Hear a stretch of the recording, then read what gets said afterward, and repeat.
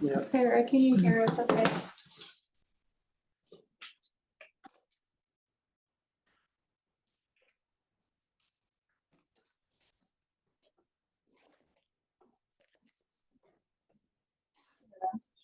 You want just trying to do a sound check. Can you hear us okay?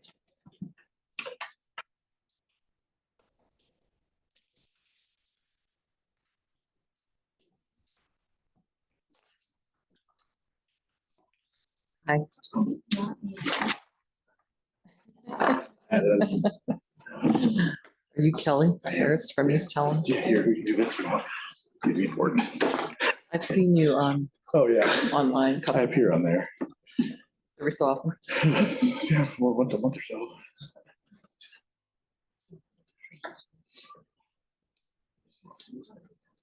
I have to get it.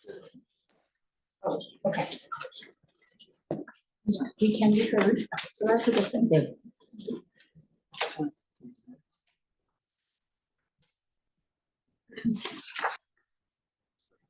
Lisa.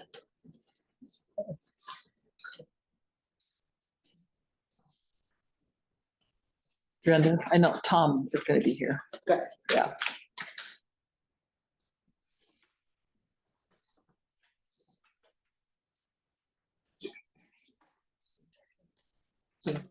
These two are. Yeah.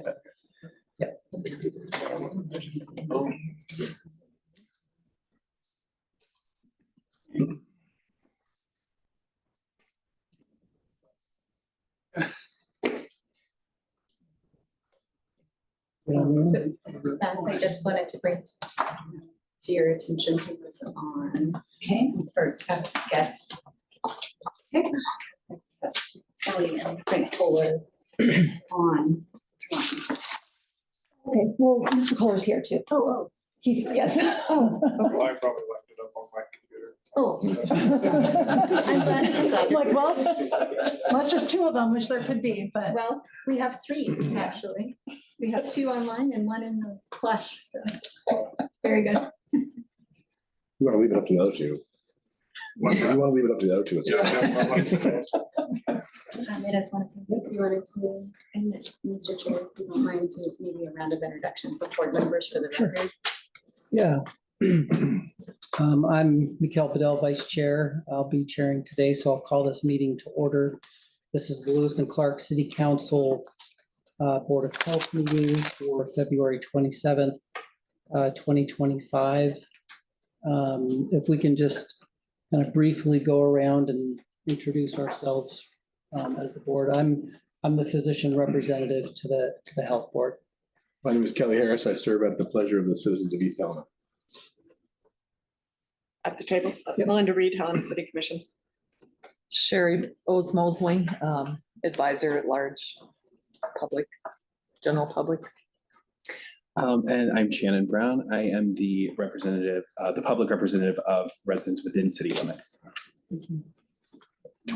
Lisa? Go ahead. I'm Lisa Kaufman. I am in my second term as the, you can correct me if I'm wrong, I think I'm the science person. That's close enough. But Lisa, you are our environmental health expert on the board. There you go. Thank you, Lisa. If everybody wouldn't mind taking a look at the agenda, any changes?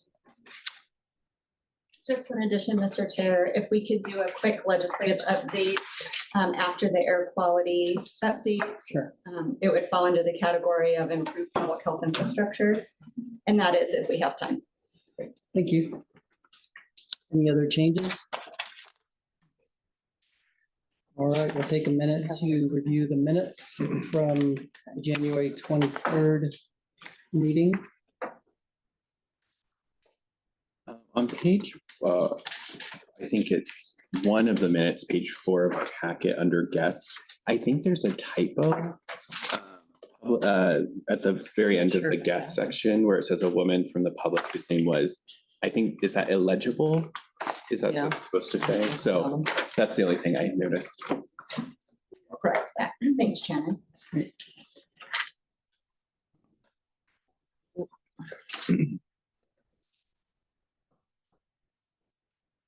Any other changes with the minutes? All right, we'll accept the minutes as presented with the changes noted. We begin with action items, so I will call a hearing variance to on-site wastewater regulations for 1380 Jocelyn Street, and Mr. Frank Kohler. We can begin with an introduction. Well, Beth. Mr. Chair, members of the board, I'm Beth Norberg. I'm the Lewis and Clark Public Health Environmental Program Supervisor. I just want to briefly introduce this variance, and then we'll let Mr. Kohler present his variance request. And then I'll come back and go into more detail of the request itself from the staff perspective. This is a variance from section 2.6 of the Lewis and Clark County on-site wastewater treatment regulations. This is going to be a little bit different of a variance request than you have seen in the past. So just prep you there. But it is from section 2.6, and that has to do with public connection. And I'm going to read the whole statement that's in our regulations, so you have reference for it. If a Montana Department of Environmental Quality approved public collection and treatment system is readily available within a distance of 200 feet of the property line for connection to a new source of wastewater, or is a replacement for a failed system, and the owner or managing entity of the public collection and treatment system approves the connection, wastewater must be discharged to the public system. Now, what does that mean? Well, there's two subsections to that. A public system is not readily available if there's evidence demonstrating the connection of the system is physically or economically impractical. So we are focusing today on the economically impractical piece that's defined in our regulations as if the cost of connection to the public system equals or exceeds 3 times the cost of installation of a proposed on-site wastewater treatment system approved by the department. So what that means is you look at the cost of the septic system, you look at the cost of connection, and if the cost of connection is more than 3 times the cost of the septic system, you could say it's economically impractical. So we're going to touch on this probably a lot through this variance request. But for now, I want to allow the owner of the property, Frank Kohler, to come up and present his variance, and then we'll go into more detail on the site. Hi there, Board of Health members. My name is Frank Kohler. I own and operate Kohler Tire, have for about 13 years in town here or more. I'm applying for the variance request due to the cost of what it's going to take to connect to the city. The way I've always run my business is we've always tried to keep costs low. We provide for about 45 families through the shop. So with this cost of connection into the city, it comes as a substantial cost that is hard to come up with those funds to make it justifiable. Doing a septic system obviously is much cheaper to go. It comes down to cost. Going through a septic, if approved, would be follow all the rules, guidelines. It would be as it would as a standard a house or anywhere else that would under the same category. Everything would be under the regulations and up to par. So I'm asking for a variance to allow myself to do a septic instead of hooking into city sewer and water.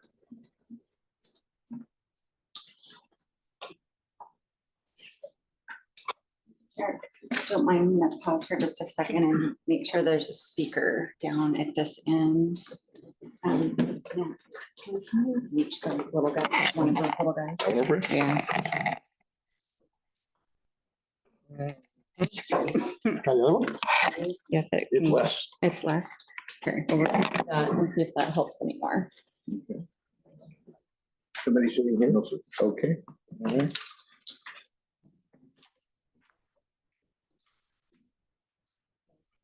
Option. loudly. Okay, I will speak loud. I have no problem with that. I have one of those annoying loud voices. So I just want to give some background to the site and just talk about the specifics of why we're here. In your packet, though, I do want to bring attention to where this property is located. You do have a vicinity map, and thank you, Sarah, behind the scenes here. We'll scroll past the application and the staff report, and then there should be a vicinity map there next. This is perfect. This is 1380 Joslin Street. So this is right on the corner of Euclid Avenue and Joslin, right there in Helena. In that map, you see a red line that kind of curves around the property and around Joslin. That is the interface between the city of Helena and Lewis and Clark County. This property is located in the urban standards boundary, otherwise known as the USB. It's land adjacent to the city of Helena city limits. It's designated as a priority area for future annexation and connection. And it currently is part of an ongoing study called it's the City of Helena, Lewis and Clark County Joint Infrastructure Study. This study is underway and intended to address future growth, help guide planning, development, and responsible growth in that urban standards boundary, which includes, among a lot of things, water and wastewater infrastructure. So we see that this is a very adjacent property. You also will see that I believe maybe the next page in your packet is a little more of a close-up photo of the property itself. Here you'll see running down Joslin, you have a sewer line, which is in pink. It's on the west side of Joslin. It's not really running even down Joslin. There's also a yellow sewer manhole, and then there's a water line that does run right down Joslin Street. So we do see that there is very immediate vicinity of water or of sewer line and water infrastructure. Right now, there's a commercial shop. This is Mr. Kohler's tire shop. It's meant to replace his location out on Euclid Avenue, which is out on the far west side. If you've ever been driving out of town, you've seen that. This lot, so there's a building under construction. It's to replace the Kohler tire. It's pretty well constructed at this point. So this aerial photograph does not indicate the actual building itself, but it's there. That tire shop is projected to have about 15 maximum users per day to that sewer system. And we estimate about 13 gallons a day per person, which is about 195 gallons per day of wastewater flow. There's not intended to be any high strength waste or anything like that. It's bathroom, probably a small staff kitchen, that kind of wastewater flow. Similar to probably the variance you heard last month with another commercial shop we had. So Mr. Kohler reached out in August asking me if he could have a septic system on the lot. I said, well, you have water and sewer right here. And so our regulations, if you recall, if you're within 200 feet of a property boundary, you have to connect. So I referred him back to the city of Helena to have a pre-application meeting and talk to him about that. He came back and said, well, it's going to cost roughly $200,000 to $300,000 for everything to be part of the city. I said, it's only sewer connection. Our regulations, our wastewater regulations apply to sewer connections only. So we can only take sewer connection into account. So let's get the numbers. So how much is it going to cost to put a septic system in? How much is it going to cost to connect? Because again, 3 times the cost. We have to look at that 3 times the cost. So we went down that road together to look at those numbers. We did a site evaluation in 2004, good Lord. We did a site evaluation in December of 2024, did 2 test holes. We needed to figure out what kind of size and type of septic system would be needed so we can get a bid. We did the water quality analysis for non-degradation, which is phosphorus breakthrough and nitrogen sensitivity to groundwater and surface water. So we ran those calculations as part of that site evaluation, looked at the soils at the site, and then I gave Mr. Kohler that information. He got a bid. There was a bid from Intilla Construction to install a septic system at $14,600. And then a comparative bid from Gruber Excavating to connect sewer at the site for $15,118. So if you remember the regulation, that is not more than 3 times the cost. The cost of connection is not more than 3 times the cost of the septic system. Mr. Kohler then offered to install the system himself, which he can do under our regulations. He can get a certification to be a certified installer. He can install the septic system. He went and got a bid from local precast. That amount was $4,769.65 for materials.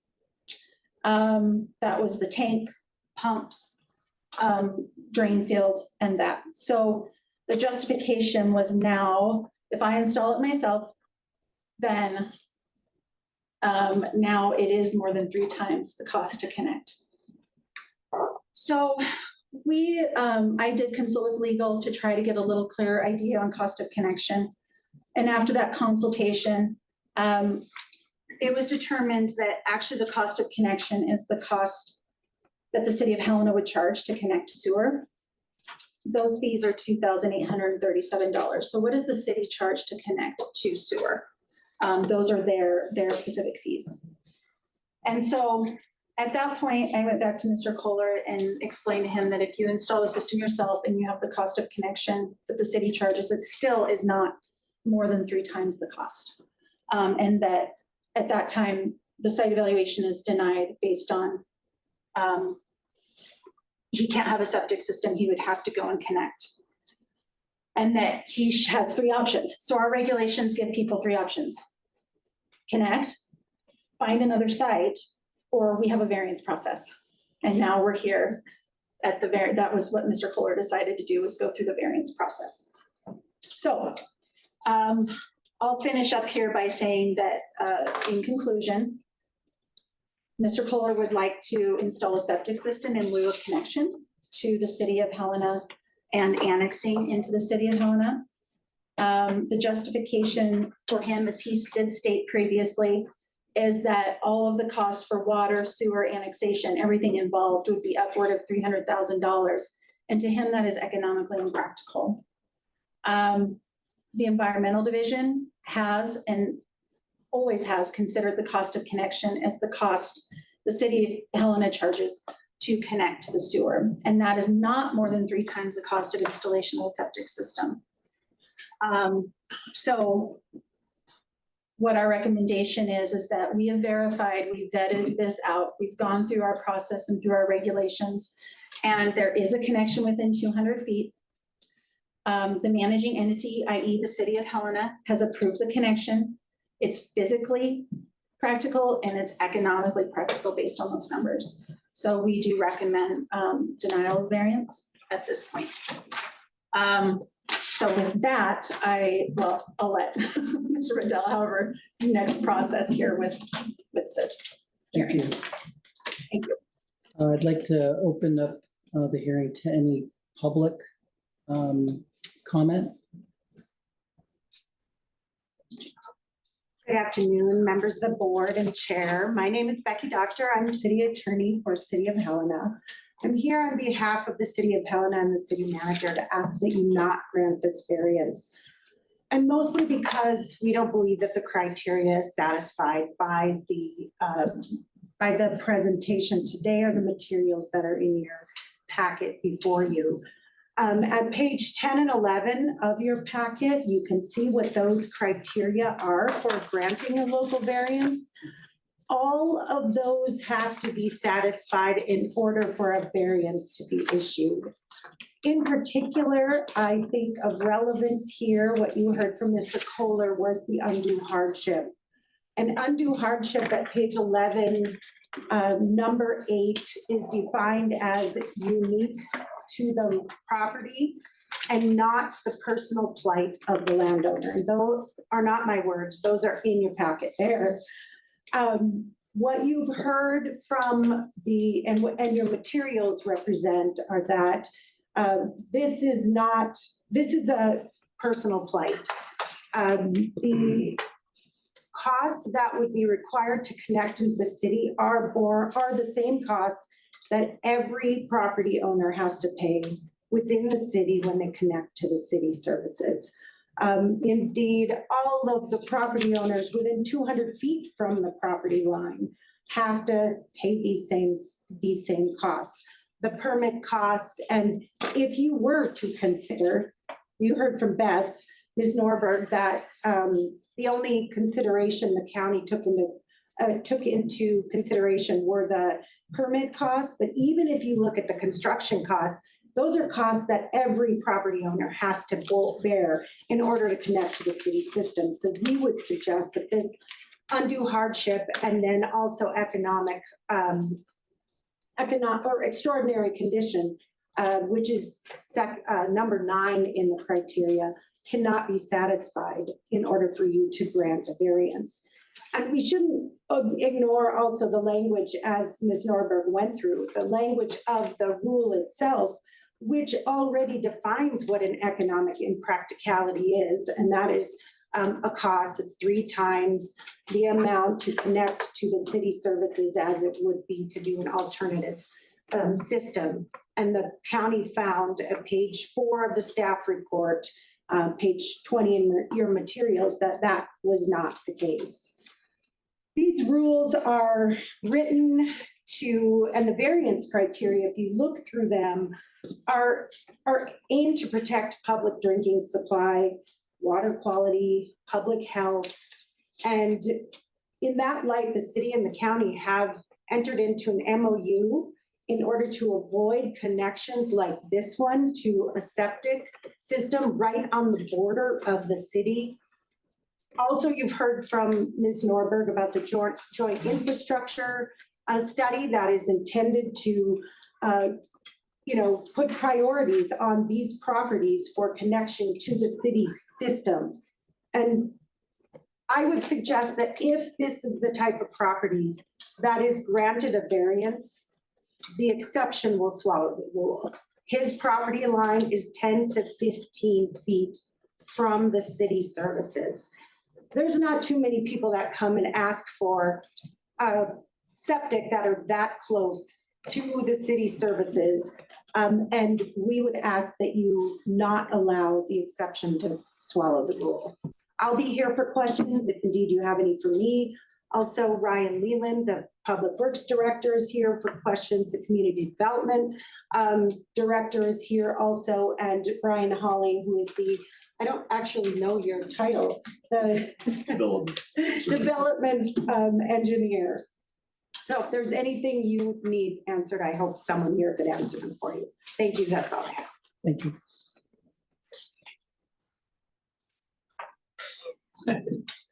Okay, Joe Nistler for the record, for the commission here. I'm a friend of Frank Kohler's. I'm a small-time builder here in Helena and born and raised here and plan to raise my 4 kids here for the rest of the time. I love it here. Thanks for the great presentation, Beth, on that. And we would love to hook up to the city. We would absolutely love to hook up to the city. It's great. You guys ran a main line right down Joslyn Avenue. And if you're gonna run a main line right down the middle of Joslyn Avenue, there should be stubs for people to hook into it. City of East Helena would do it. I know they would. They're pro-growth. So we would like to do that, but there's this hardship. This hardship is $54,000, nobody's talked about this yet, $54,756 to hook into your guys' water and sewer. So this comes from a rebate down for the people that have put in Joslyn and Maine that we would have to pay. The other hardship that we have, and I understand that we're only 10 to 15 feet away from the city services. The other hardship that we have is the annexation process. We're going to hook into your guys' water and sewer. We have to annex into the property or annex into the city. We have to put in curb, gutter. And let me tell you, it's somewhere between, no fault of anybody in this room, it's just because of process. It's a 20-month long process. I annexed in a piece of property down on Cooney for 7 fourplexes. It took me just over 20 months to get the annexation process done. So let's look at the real problem. The real problem is we should try to figure out how to expedite that so it doesn't take so long. Beth brought up the fact that, or Beth, yeah, I think Beth brought up the fact that, criteria, well, no, you brought up the fact of criteria and logic, or you criteria. I'm bringing up the fact of logic. Here we are, we have a main that runs right down there. Why make it so taxing for all of us to hook into it? It's there. Let's use it. If I buy a piece of property inside of, let's just say, I'll give you an exact example, on Villard. I bought a piece of property on Villard to put a duplex on. The sewer is not ran in front of it. I go in and I apply for permits to do that. The city says, yeah, sure, you run the main, put all of the burden right back on the developer. You run the main all the way in front of it.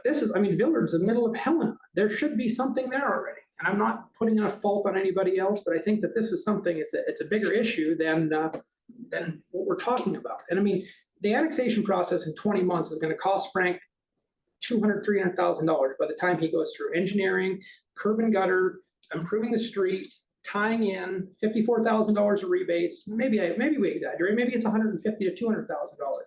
And we have the numbers right there. We have 15 users inside of this building. It's a small business in Helena. Everyone talks about promoting small business. Let's get after it. 195 gallons a day. I'm not going to go off of it, but inside of a residential home, each person is a what? 225 gallons a day for one person. Inside of there, one home, one hookup. This is no different than one home.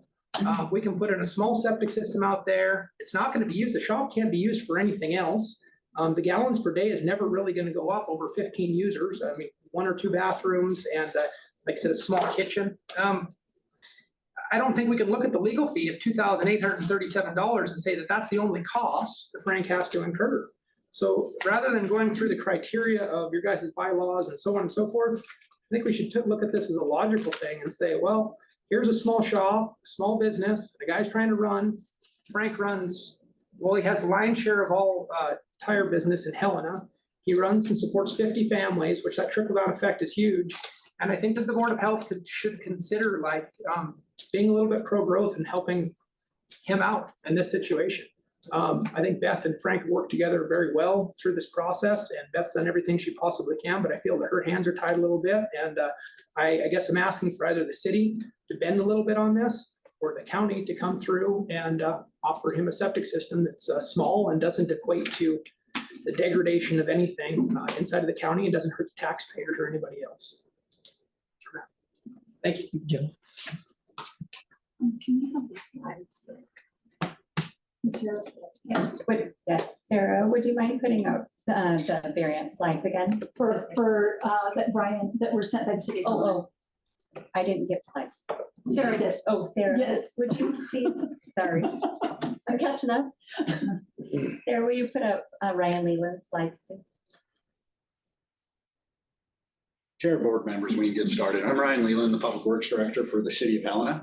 I was going to expand a little bit on what Beth has gone into with the urban growth standard area. If you go to the next slide, this actually shows you the growth boundary that is out there, that we are in conjunction with the city and county to create and try and create standards that are similar. So as systems get closer and out there, they can either connect when they are developing, or as the infrastructure gets closer to it, that they are able to connect without having to put a lot of implications in, such as we did on the west side, where there was wells and septics and installed a bunch of mains, and it ended up costing 3 to 4 times what it would have been as it was progressed out there and would have had better standards and would have had similar standards and would have been required to connect to the city at that time.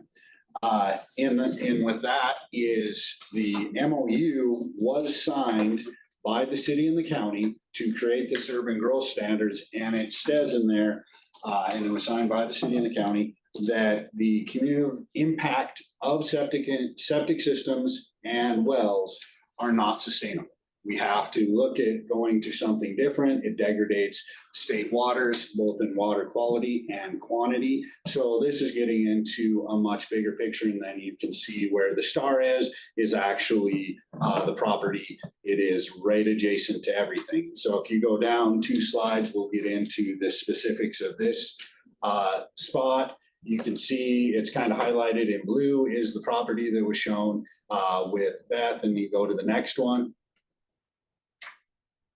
Is a little further blown up, is you see the main was put into Joslin quite a few years ago. It's 9 feet deep. It's nothing extraordinarily deep that goes into it. And then with the West Side project, that the Joslin water main that was touched in was what was constructed recently in the past 4 or 5 years. They actually have stubs that go from the water main into the property. There are no sewer stubs because of the time that when the main was put in, 20, 30, 40 years ago. And then if you go, we can look at the next site plan that is up there. You can see the green line. This shows the septic system that goes out there. That is the septic tank is on the right-hand side right there. If you measure just the gravity main that goes from the existing building that was permitted through the state to the septic tank, it's about 44 feet. If you go from where it comes out of the building to the main itself, is anywhere between 30 and 40 feet. So it's actually closer for the gravity out there to connect to the sewer. And we had an independent contractor come in and take a look at it, and they said that it was around $11,000, a little over $11,000 to connect to the city sewer, and $16,000 to install the mains, right along the same lines that Mr. Kohler had for prices. So just looking at the sewer system, it doesn't really meet the criteria of a hardship to not connect to the city. I know we are just looking at sewer, but if the board wanted to get into the water, I do have some concerns with that too, is that there are some issues that I don't know if were even considered, with the development of this property. So with that, I'd be happy to answer any questions if you haven't. So, thank you.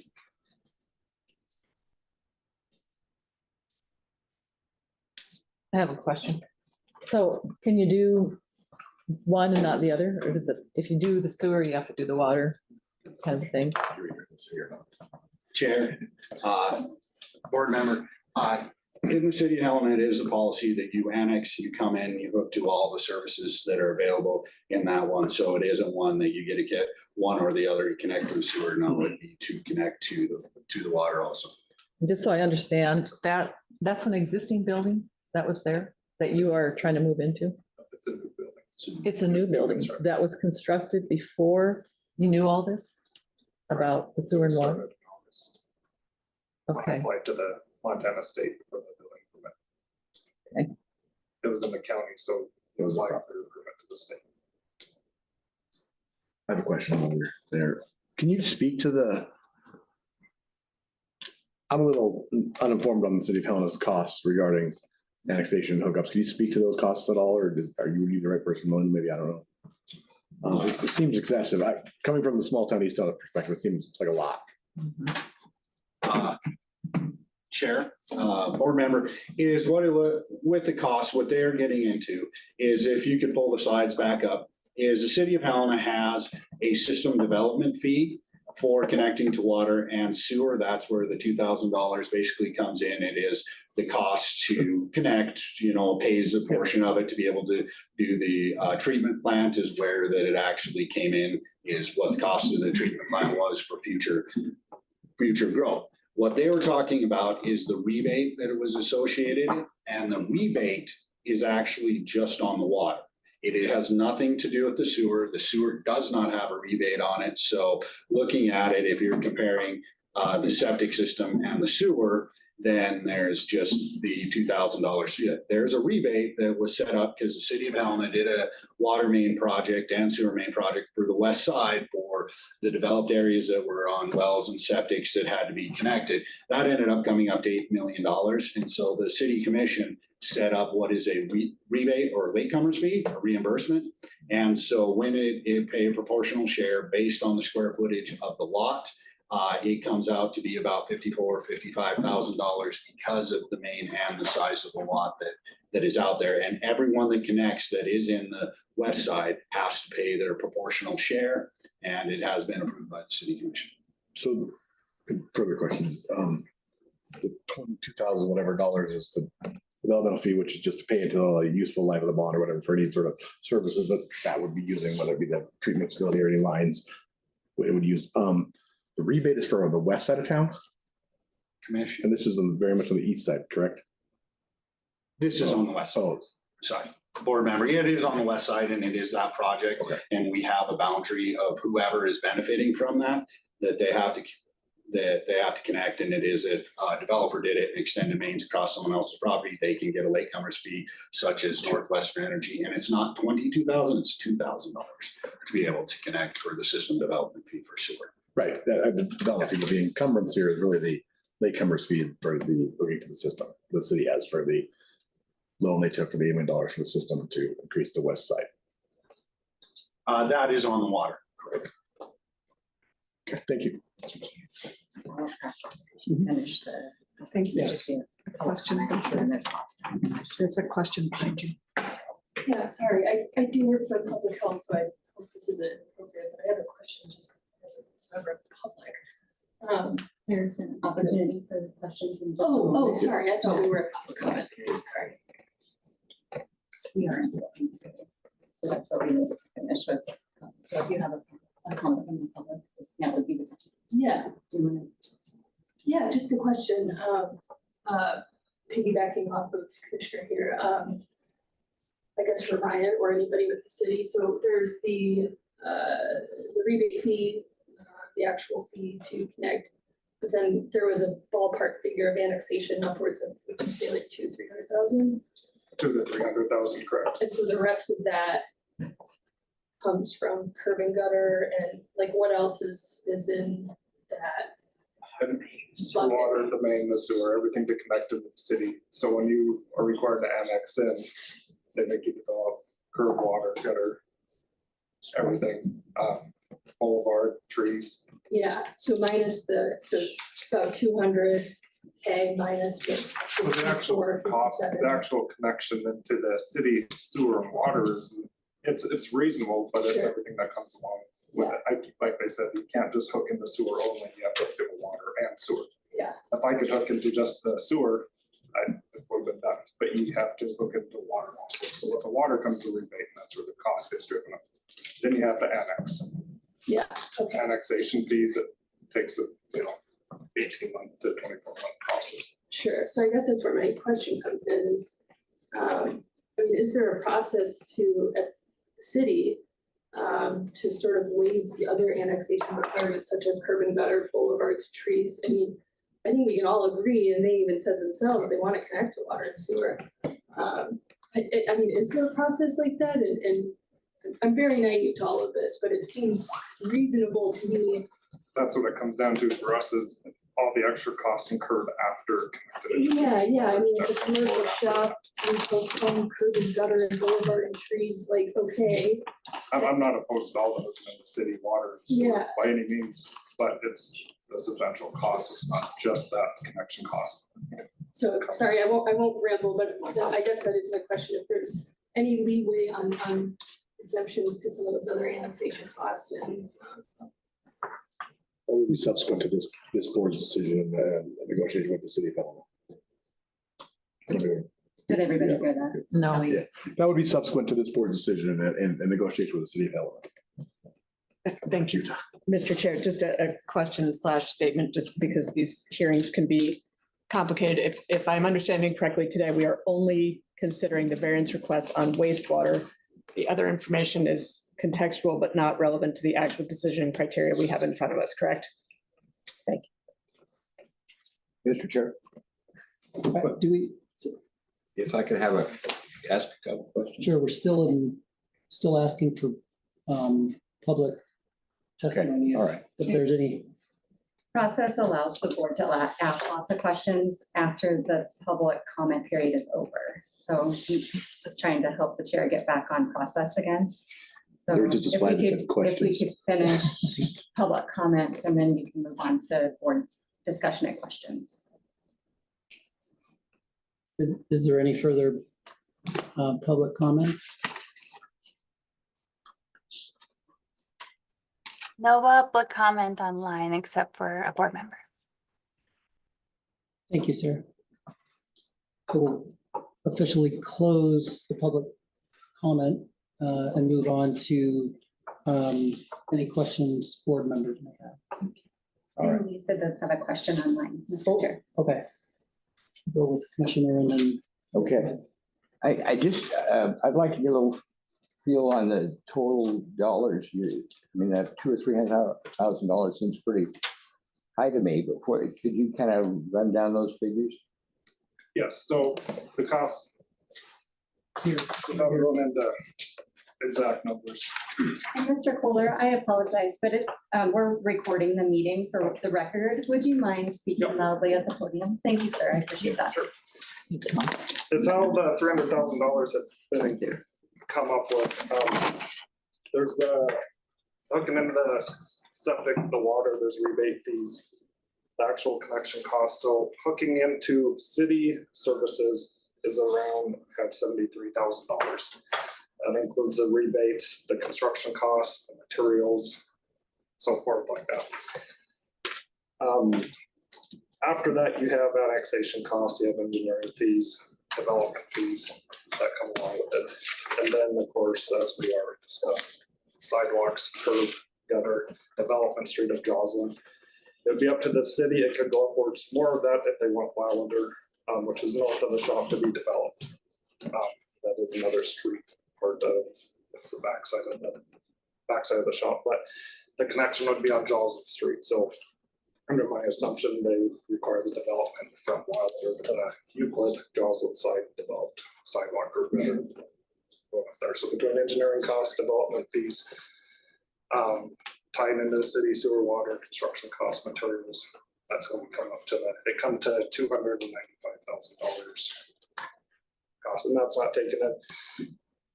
And during the annexation process, I know the city would require you to do a traffic study, for example. I don't know what the cost of a traffic study is. There's other fees like that that would probably incur that would push it over the $300,000 mark. And then if I might, as a follow-up, I'd like to see what the city's response to that would be. What would their total cost be? Chair, board member, I think it's hard to say what the costs would be at this point because engineering, design, all of that has not been done. And I think that's what Mr. Kohler is putting into that's his estimate. And none of those have been done yet. In addition, the criteria itself does not take into consideration those costs. Those are not, I already said this, but I'll say it again. Those are not costs that are unique to this property. Once you're in the city of Helena and you want to develop, those are things you have to pay for because city code requires it. And so, you know, there was a pre-application, what we're calling a pre-application, although it's not exactly that, meeting where the city did sit down with Mr. Kohler and told him all of these costs, all of these requirements. And, you know, here we are today talking about this with a variance. So we would suggest that, you know, we sit down after this, after the decision here on the wastewater connection itself to talk about the next steps. But here, the board is here for just making the decision on the variance. And the criteria itself is pretty clear that it's not satisfied for this. Didn't answer my question. What are the costs? I can't say that I don't know what the costs are because Can you give me estimates of the cost? I don't have estimates of the cost either. Then I have to assume Mr. Kohler's figures are right. Is that right? You can, I think that's fair, but I would suggest that the variance criteria doesn't let you go into those costs. The last time you bought tires, did the person you bought tires from tell you you had to buy a new car to put them on too? No, and actually I bought tires from Mr. This Kohler. seems to me exactly what you're doing. And I don't think Mr. Kohler does that when he sells you tires. I think that's what you're doing, the city's doing to this gentleman who's trying to make a living here. And he's trying to hire people and better the community. And you better damn well make it reasonable for him. We do the best we can. Well, you're not doing it now.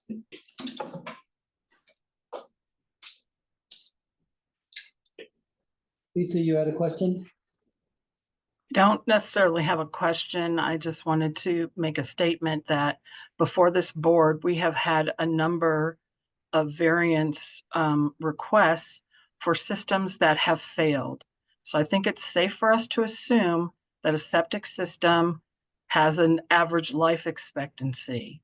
As part of all of those other variances, we first look at the availability of a permanent method of sewage disposal, which in Helena, Montana is wastewater sewer facilities.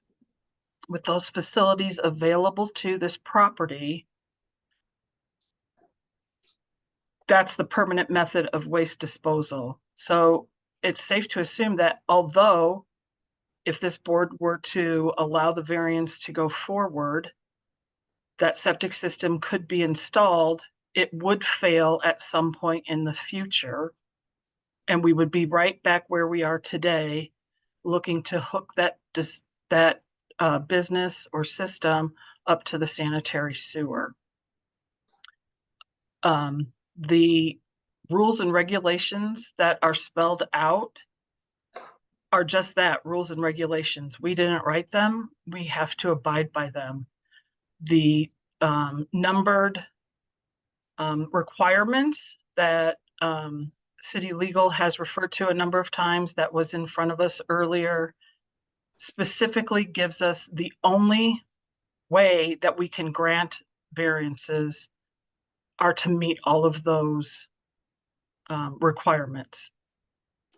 And so while we've heard about economic impacts, the rules clearly state that connection fees, the cost to hook to a sanitary sewer can be 3 times more than what it is to install a septic system. And in this case, it's not even, they're fairly even.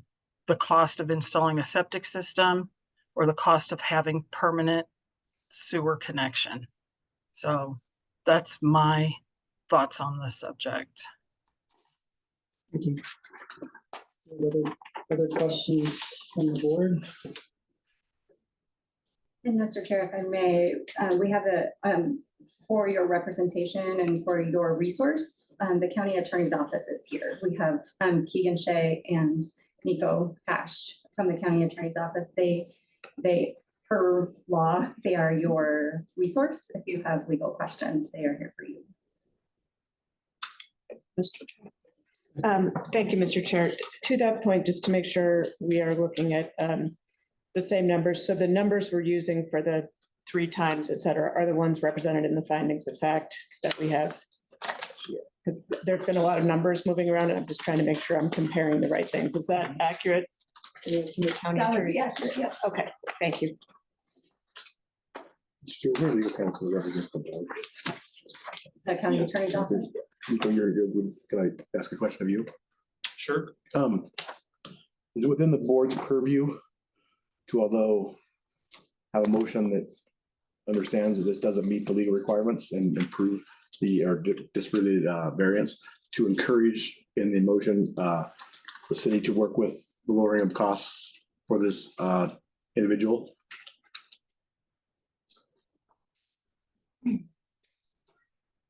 No, I got I'll defer to Nico on that. The question was, can we deny the variance, but then encourage? Seeing as it seems fairly clear that the variance doesn't meet the requirements, could the motion include an encouragement of this board for the city to seek methods to reduce the financial implications for this individual? Mr. Chair and Mayor Harrison, I think is what you're trying to achieve kind of like I'm gonna call it like an implication of a request. And the only reason why I say that is what the board's presented with today is an administrative rule. Fully understand that. Okay. What I'm saying is in the motion, is it within the purview of the board to encourage the city to in the motion to encourage the city to understanding of the implications that are greater than the sewer effect and the sewer cost of tapping. I think there's a clear feeling with members of this board that there is further costs that are maybe that some think are extreme or out of line. Cities are expensive. We'll make no mistake. They're hard to run, they're expensive. But I think that there's an understanding of it, that this may be a lot. And I think that there are things cities could do in this instance to lessen some of the costs or these, there's fees that are associated with this, which would be a, annexation request. And I think if the board here was to include that in their motion, I think that would be at least carry some weight with the city council. Mr. Chair, Mayor, from a legal perspective, something like that wouldn't necessarily like carry any weight unless you're conditionally doing it or something. And certainly, I think from the record so far, we can understand from some board members that feeling. If you were to include it, I don't think you're going to run afoul of anything. I would just advise the board that those kind of suggestions, or hey, this is our wish, or this is our hope, that carries that weight. It doesn't necessarily carry some sort of legal requirement or anything like that. So I hope I'm answering your question. No, that's fully. I just want to know if it was allowed to even include a, this is an encouragement in the motion. Yeah, we don't often see. Sorry, Mr. Chair, Mayor. We don't often see that. Usually, you can achieve that through the discussion on the record, and I think that carries with it. I'm unaware of any legal prohibition or any some sort of like rigid requirement in terms of if you were to deny the variance or grant the variance based upon your findings of the criteria and how that was going to go. So thank you, Mr. Hackett. Mr. Chair. Thank you, Mr. Chair. Sorry to be a sticky wicket on that one, but just as if there is such a motion as a voting member of the Helena City Commission, it might put me in an awkward position down the road with the next quasi judicial step that could come before us. So I would respectfully ask that we not include something in a motion and perhaps seek alternative ways to make a recommendation should another step in the process occur. Because again, I'm not exactly sure. I mean, the city attorney might be able to tell me if I could even be a part of a motion that would influence a future decision, since it would also be quasi judicial. Thanks.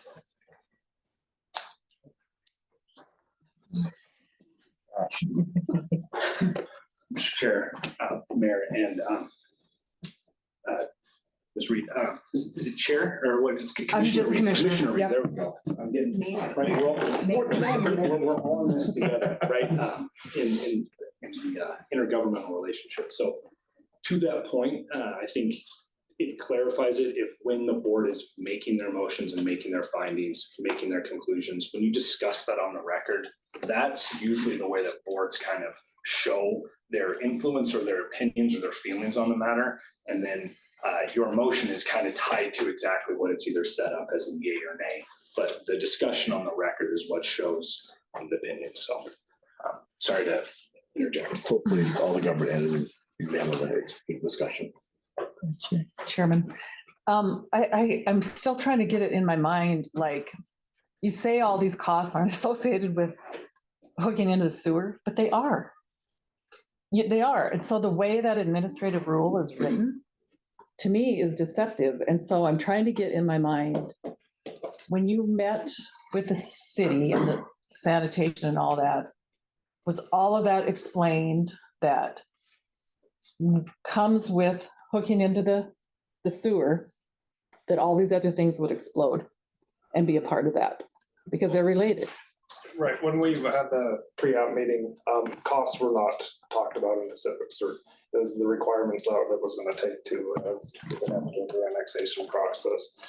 I was listening on another one, and that's when they said you'd have to do a traffic study. That wasn't discussed, but I know that would be a requirement. So particular cost, I don't recall we're told on, you'd have to do curb gutter sidewalk or what the rebate was. That was all asked in emails afterwards. That's when I gathered all the costs were from after that meeting. And so when did you build the building? Is what I'm trying to get at. We started in August. And so did you know what I'm talking about? Did you know that this could blow up at that time? I didn't, or I wouldn't have started building it because now I got a building sitting empty that's not producing any income. It was in the county, so that's when I reached out to Beth right away to start getting the septic approved. And then that's when we learned about the distance of being 200 feet from the city services you have to tie into the city. That's when we requested a pre-app meeting with the city to go down that process. After the meeting is when we started to put the fees all together, and that's when we learned that it was upwards of $300,000 to connect to the city services. At the end of it, that's what it is. It's $300,000 connect to the city services. Because you have to go through annexation, you have to, you know, the rebates, all the infrastructure, everything like that. Did it appear deceptive to you when you first started this process, that wasn't revealed to you? Well, I didn't. Or was it? When I started the building process, I didn't approach the city because it was in the county. So I approached the state of Montana right away. And that's when I applied for my building application through them.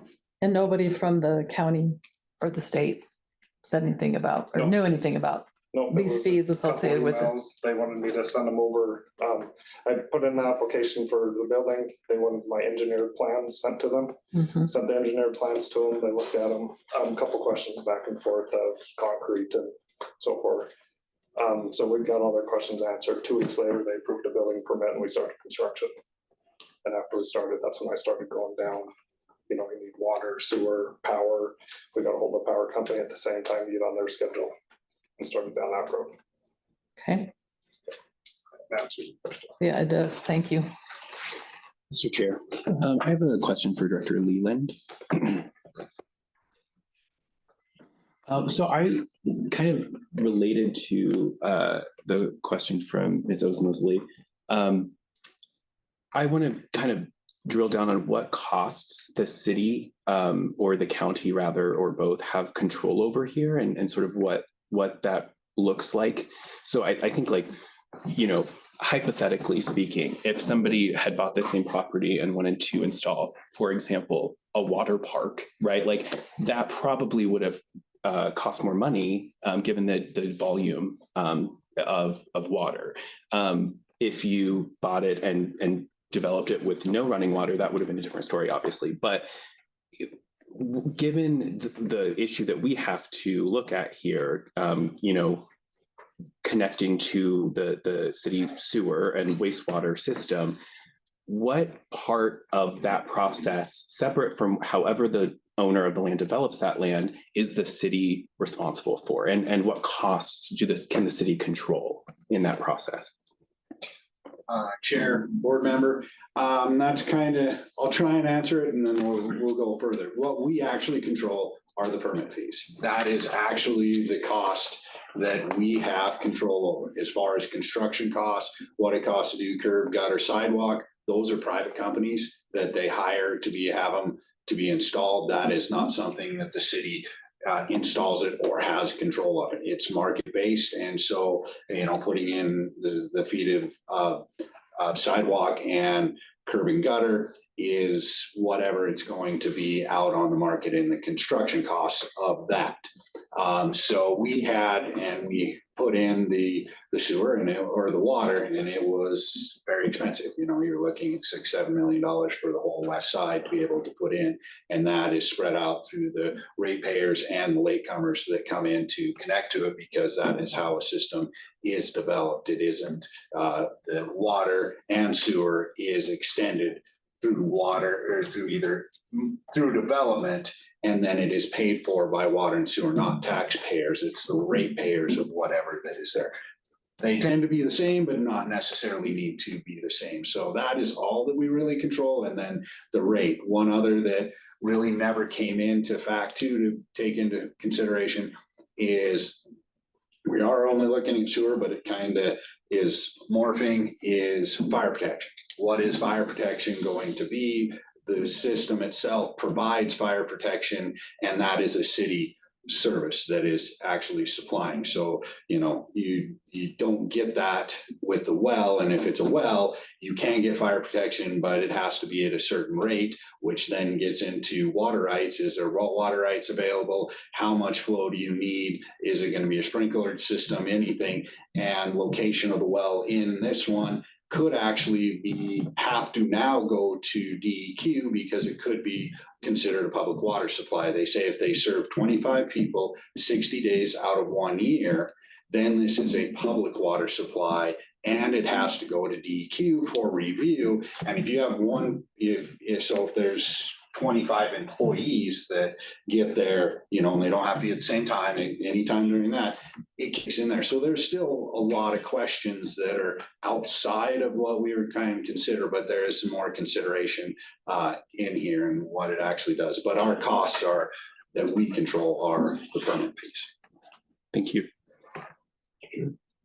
Couple more questions. Would this project qualify for like a minor subdivision review or something more cost effective for the engineering?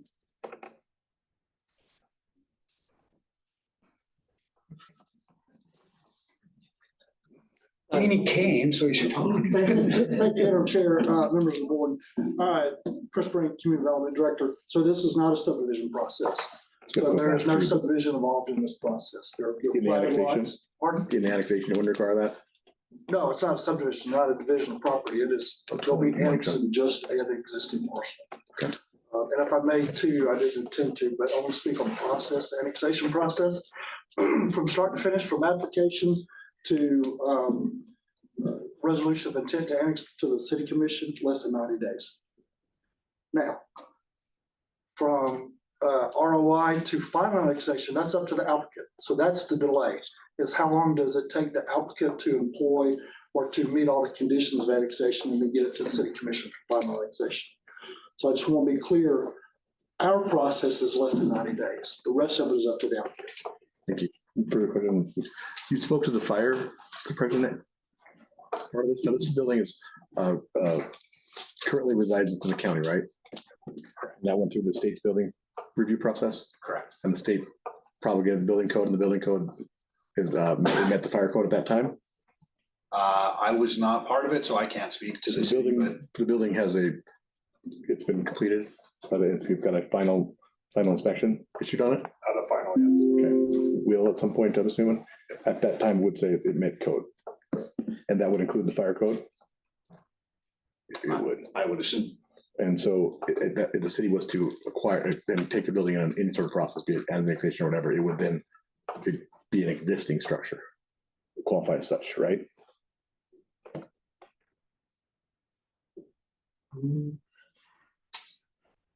Good question.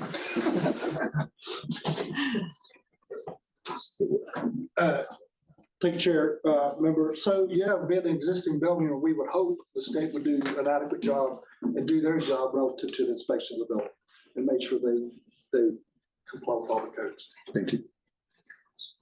Mr. Chair, Lisa has a question. Go ahead, Lisa. Thank you, Mr. Chair. I have a question for Ms. Beth Norberg.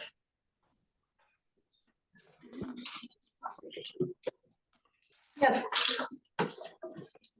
I think you said earlier when you were out there to do the soil evaluation, when was that? Mr. Chair, members of the board, that was December 4th, 2024. Okay. So I think earlier, Mr. Kohler said that construction started in August. Yes, and August is when Mr. Kohler first reached out to our division asking about obtaining a septic system permit. And it went back and forth for some time. And then it was, okay, let's get our site evaluation. We got to find the cost of the site evaluation. Consulted with legal on that as well. How much is a septic system going to cost? And then I asked him to get me numbers on cost of connection to sewer. And so that all happened after that site evaluation in December. Okay, thank you. Yes. Any further board questions?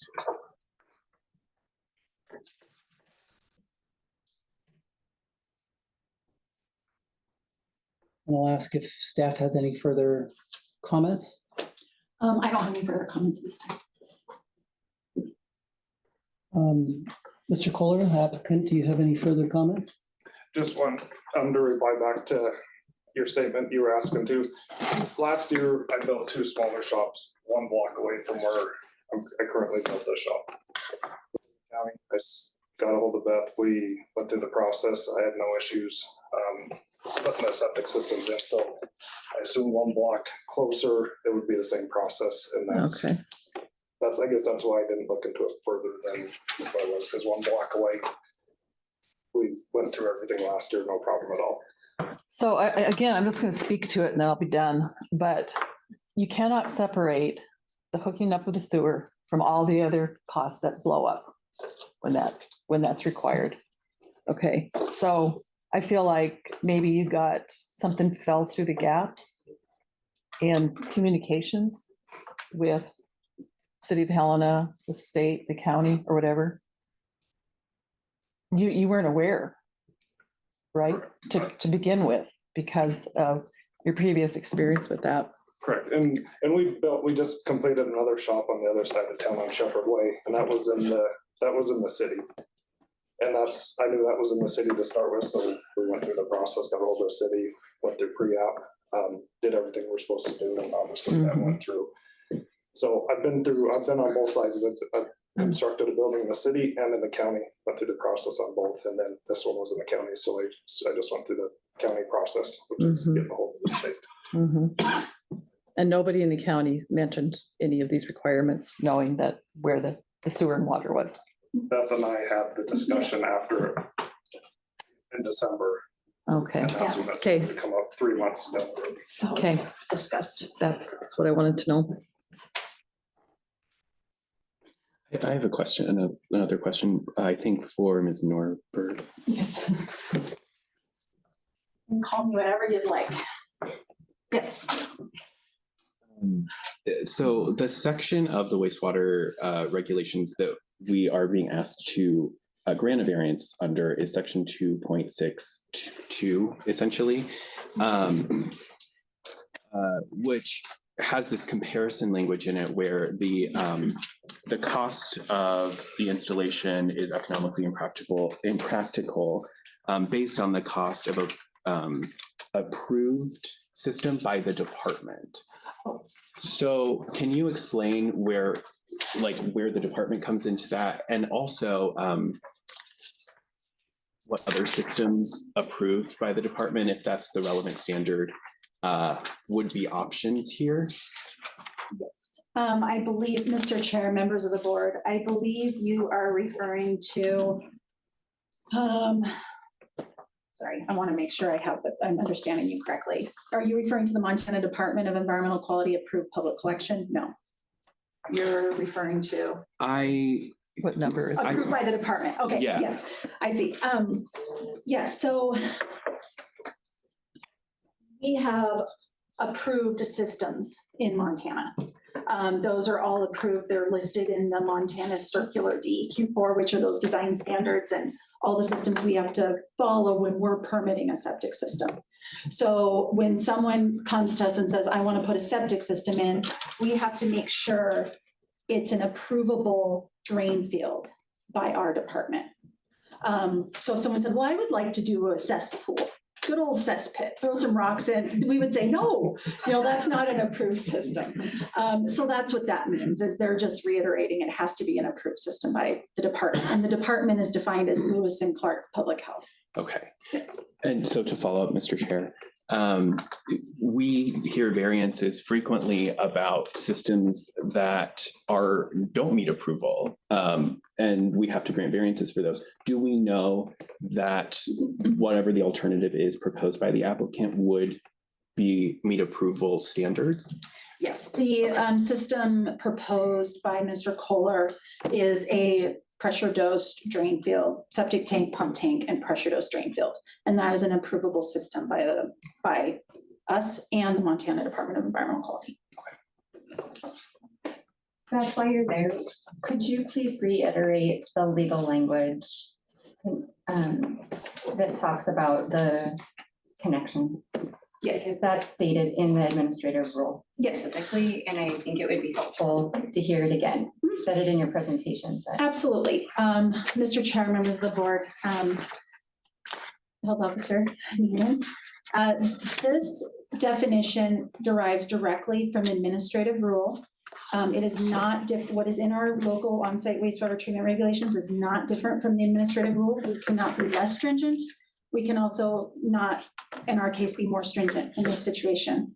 So it states if a Montana Department of Environmental Quality approved public collection and treatment system is readily available within a distance of 200 feet of the property line for connection to a new source of wastewater, or is a replacement for a failed system, and the owner or managing entity of the public collection and treatment system, i.e. the city of Helena, approves the connection, wastewater must be discharged to the public system.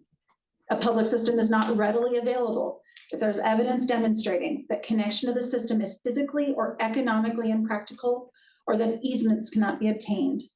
And it further describes a connection is economically impractical if the cost of connection to the public system, so the public sewer system, and I just do want to say something about that a little bit, equals or exceeds 3 times the cost of installation of a proposed on-site wastewater treatment system approved by the department. Our department is a bit siloed. I know there's been a lot of really good discussion, and I appreciate the discussion of all the costs going into annexation and connection to infrastructure with the city of Helena. I'm siloed. I have a very specific set of regulations that apply to wastewater systems only. I can't regulate drinking water wells. I can't regulate, all these other things that go into it. There's no rule that we have here. So when we say the cost of connection, it's in the on-site wastewater treatment regulations.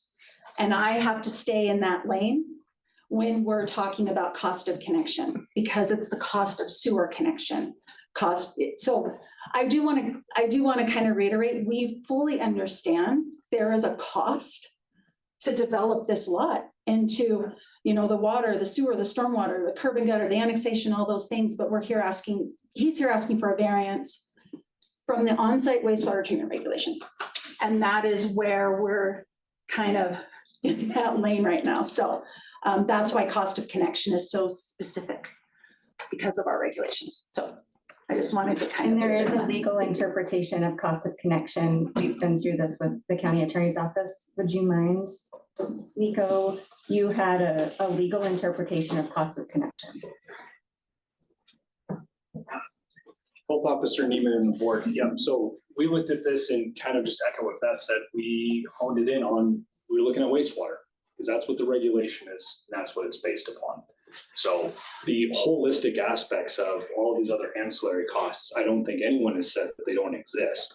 But when you're looking at it as a board, your review is limited to within this administrative rule. And it says just the cost of connection compared to the cost of installation. And as we've talked about, it's like you go outside of that, then no one really knows what those numbers are. So how would you even be able to analyze and make that balance if we can't even find, if it's hard to find hard numbers? So that's kind of how we've arrived at this interpretation. So I hope that answers your question.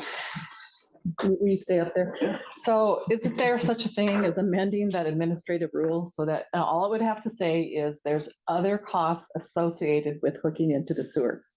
Great costs. So that people are aware of it when they're dealing with you, because you're the first stop, right, for someone? Sanitation, sewer. Mr. Chair, Board Member Mosley. So we're not the first stop. It always depends on what the applicant is doing. And so in this case, I think we've heard, okay, if you're going to do a building and it's not in the city, well, you don't have to go to the city, right? If you are going to do septic and you're in the county, then you reach out to public health. You asked about amending administrative rule. There's an administrative rule process that they do that. I don't want to say up at the legislature, but we're going to help me. It would be the Department of Environmental Quality at the state that goes through amending administrative rule. Yeah. It's connected to Montana Code, which is the legislature who sets law, and then the rules are set by the state departments. We follow them at the local level. So administrative rule comes from the departments, and they have statutes that give them authority to adopt rules to implement those statutes. And so that's the administrative rule and the Board of Health regulation that we're dealing with today. There's different definitions in different parts of the administrative rules that contemplate construction. That doesn't exist in this administrative rule.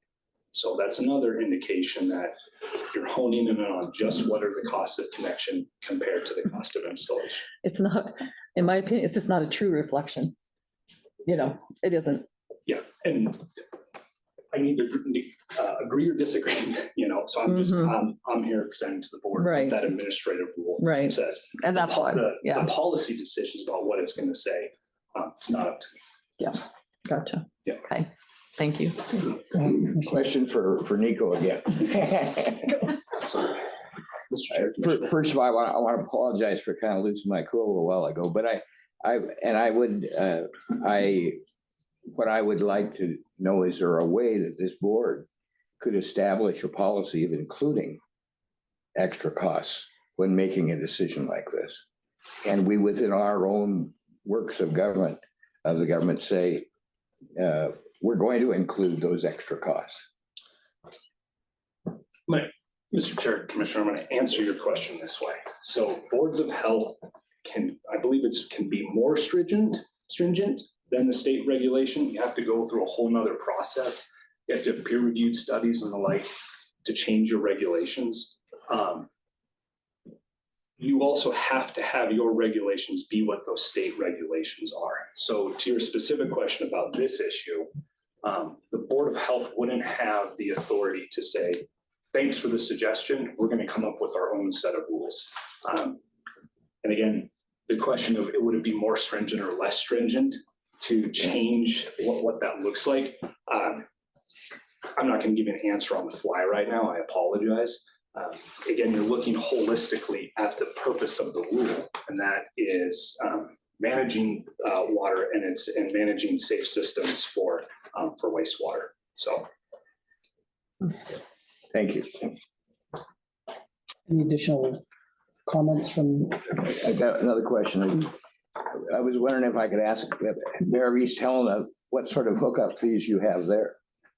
We also have developmental fees for sewer and stuff.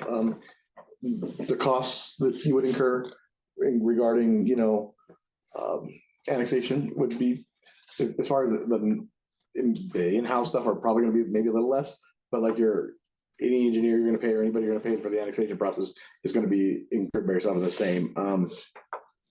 I think there is probably a slight variant in our fees. The big variant being that they have an $8 million system there, have a rebate thing on, and that's what I think the big variant would be that you're facing. Other than that, and I think Joe has been through our process a little bit, or part of the way down, and could speak to that. We have some leeway and think we can move like some fees, but that would be a city decision, and that would be a council decision at the city level, and I think that we would handle there, but we would definitely have a variant of fees depending on the cost of our infrastructure. And so I think that Helena's infrastructure is different than ours, and I can't speak to theirs, and I don't intend to, but I think that fees and costs are generally driven by the infrastructure. Mhm.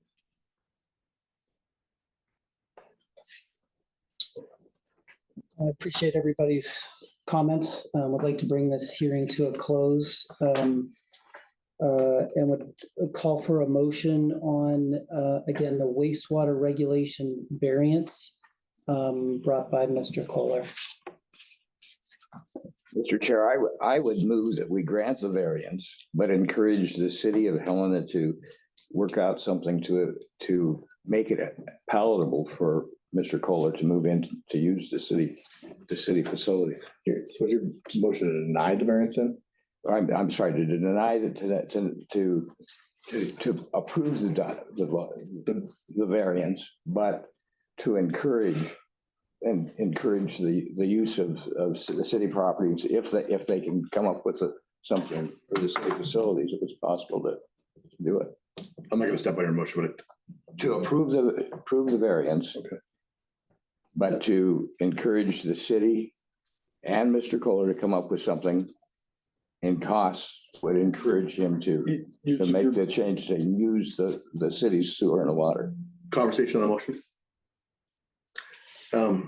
If the variance is approved, why would there be encouragement to join the city? They would be, at that point, be tying to a sewer system that would be county sewer. There's no need for to work with the city. If you're Well, not gonna approve variance. I think Mr. Kohler has already, Mr. Chair, I think Mr. Kohler has indicated that he'd really rather work, have the city facilities, water and sewer. And maybe there's a cost at which he would be willing to bear to get it. And if the city is willing to be, which in my opinion would be much more reasonable, then everybody could walk away from the table as having gained something. I agree. So, Is that a second? I second that. so just for clarification, so I understand, can you restate your motion? I would move to grant the variance,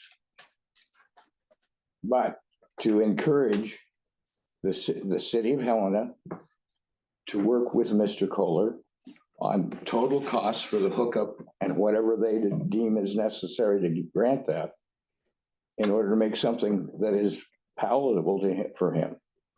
He's indicated an interest in being on city water and sewer.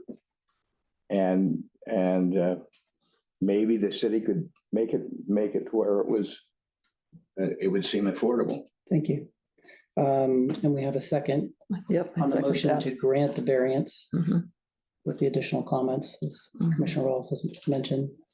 Do we have any further discussion from the board? Yeah, so I guess a couple of points. One, I don't think that we have the authority to encourage anybody to work with anybody. I have a lot of background in administrative law. This is an administrative tribunal. We do not issue equitable relief. We do not issue declaratory relief. We issue approvals or denials of variances. I think that's really all. I'm going to take a strong opposition to the county attorney's advice in that we don't have the authority to do that. I think we either have to grant the variance or not on its own. So I guess that's my first point. My second point, I think, is that, under the regulations, under section 3.412 of the regulations, there are 10 criteria that we have to find. They're conjunctive. We have to find all of them in order to meet a variance. And so I think reading that, the default is we don't approve variances unless all of those 10 things can be found. And I think that Ms. Doctor made an interesting legal point and a good legal point that when we're looking at the hardship on the applicant, on the application rather, it's not, we're not looking at the individual hardship of that particular purpose of that particular owner. We're looking at the hardship caused by essentially the property itself, right? And I think that the cost discussion that I think is really important, most of those costs aren't finalized. Most of those costs are related to the particular way in which this applicant is going to be using the property. And so I think because of that, we're not able to say that all 10 of those criteria are met. I think that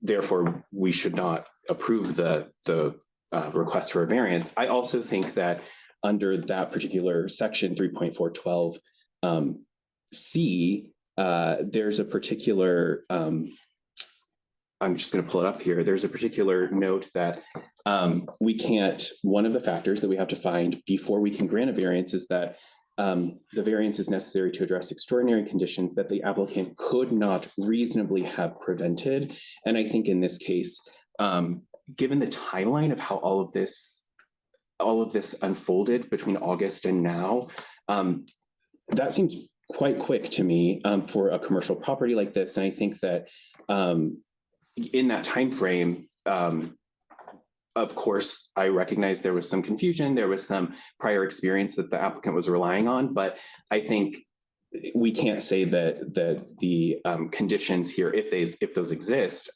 could not reasonably have been prevented. And so I think for those reasons, I'm going to vote no on the motion to approve the variance. I'd like to comment on the motion as well. I'm gonna have to be no, because I just don't think the variance was met the legal requirements. Although I firmly feel for you and understand your situation. I think this is unfortunate lawmaking that occurred with the rule and the arm that was put in. I think that it's not the purview of the board to do that, though. Our job is to see if it meets the requirements for the variation, and it doesn't, unfortunately. I'm going to defer to Nico, though, and as our legal representative, and I trust what you told us, and I think that there is value in whether or not it's included in a motion or not. Lynn's here, and I think she heard all of us talk. I think that she will be a strong proponent of, what was said here. So I think we've got coverage there, but I don't think rubber meets the road. It didn't meet the variance legal, the arm, so. Well, I'm really sympathetic for the cost. And if I may just jump in, just to clarify for the board too, based upon the discussion that I'm hearing. The motion is to approve the variance. That's to put in a septic system. Right, correct. So there really kind of ends any discussion between the applicant and the city. Because they would just be putting in the septic system. I don't want to speak for the applicant. I don't want to speak for the city right now. But based upon what I've heard the discussion, what the motion is, to approve the variance, there isn't any other discussions anymore. And the applicant will move forward. To Board Member Brown's comment, you have proposed findings of facts and conclusions in your application, and you will have to make changes then based upon that if you're going to find for the variance. And Chairperson Brown did a good job of explaining what those two specific aspects of that criteria are going to have to be amended. So just point of clarification for everyone. Hope that was okay. A little more specific, if you could, about what do we have to change to make it accept. We have a now. It's a word. So we're discussing your motion at this point. We've closed the hearing. Okay. At this point, as I understand, so. Any further? Briefly, Mr. Chair, thank you. I will also be a no for the reasons that have been articulated by my colleagues, specifically the 10 points. I just don't feel that they've been met. And I think if we go to a vote, perhaps we could further discuss where we go from there. But I will be a no. I just limiting myself strictly to the criteria before us. I don't believe all 10 have been met. Thanks.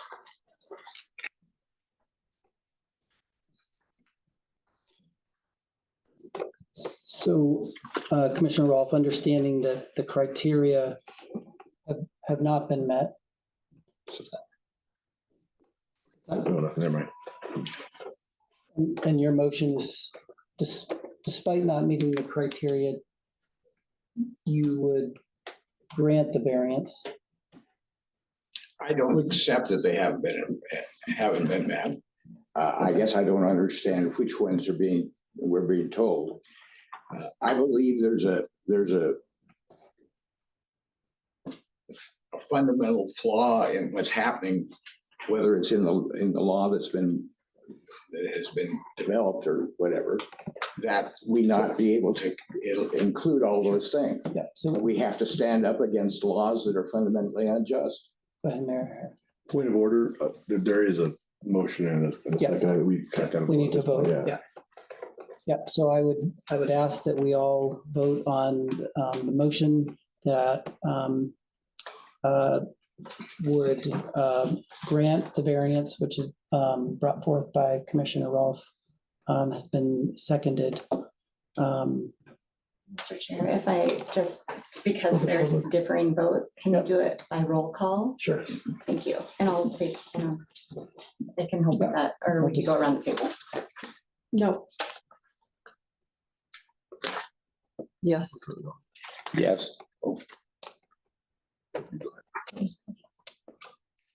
No. No. Painfully.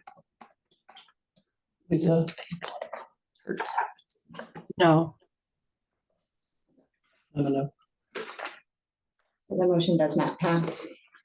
I move to deny the variance. Second. Leave it at that. Any additional comments?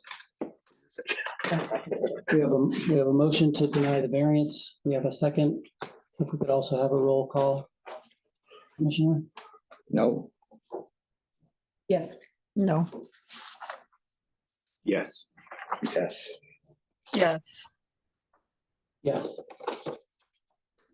That's 5-2. Thank you, everybody. Appreciate all the inputs and comments. All right, we'll move. We'll check the time here. Mr. Chair, respectfully, I may have to leave in 10 minutes for school pickup. I did not realize this was going to run on, so I will. Understood. We will move to our next action item, which is the on-site wastewater regulation presentation and open comment period. Ms. Norberg. Yes, Mr. Chair, members of the board, I promised the last time you're gonna see me today. I'll make this brief. We are up for review of our Lewis and Clark County on-site wastewater treatment regulations. And what I am requesting, I just want to give you a brief summary of the changes in those regulations, and that I am requesting that we open a 30-day public comment period for those regulations. They were last updated February of 2020.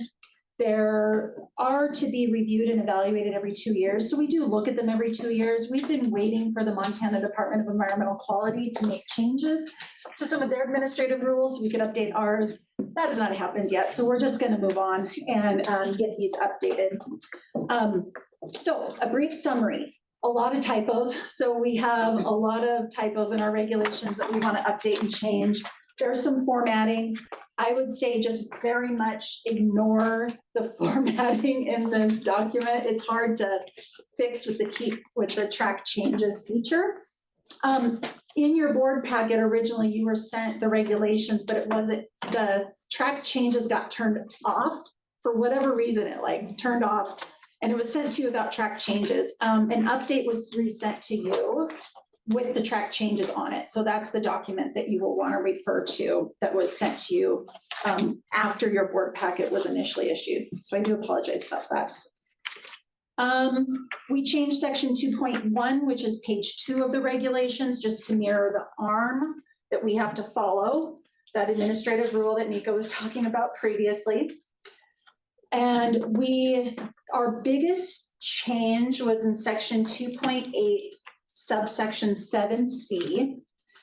We want to allow more flexibility for existing component parts of a septic system. For quite a while, if, say, for example, the septic tank collapsed, we required you review the entire septic system for compliance with regulations. And that often meant having to completely redo a drain field that was still functioning, but maybe just didn't meet current regulations. And that was just really burdensome to people.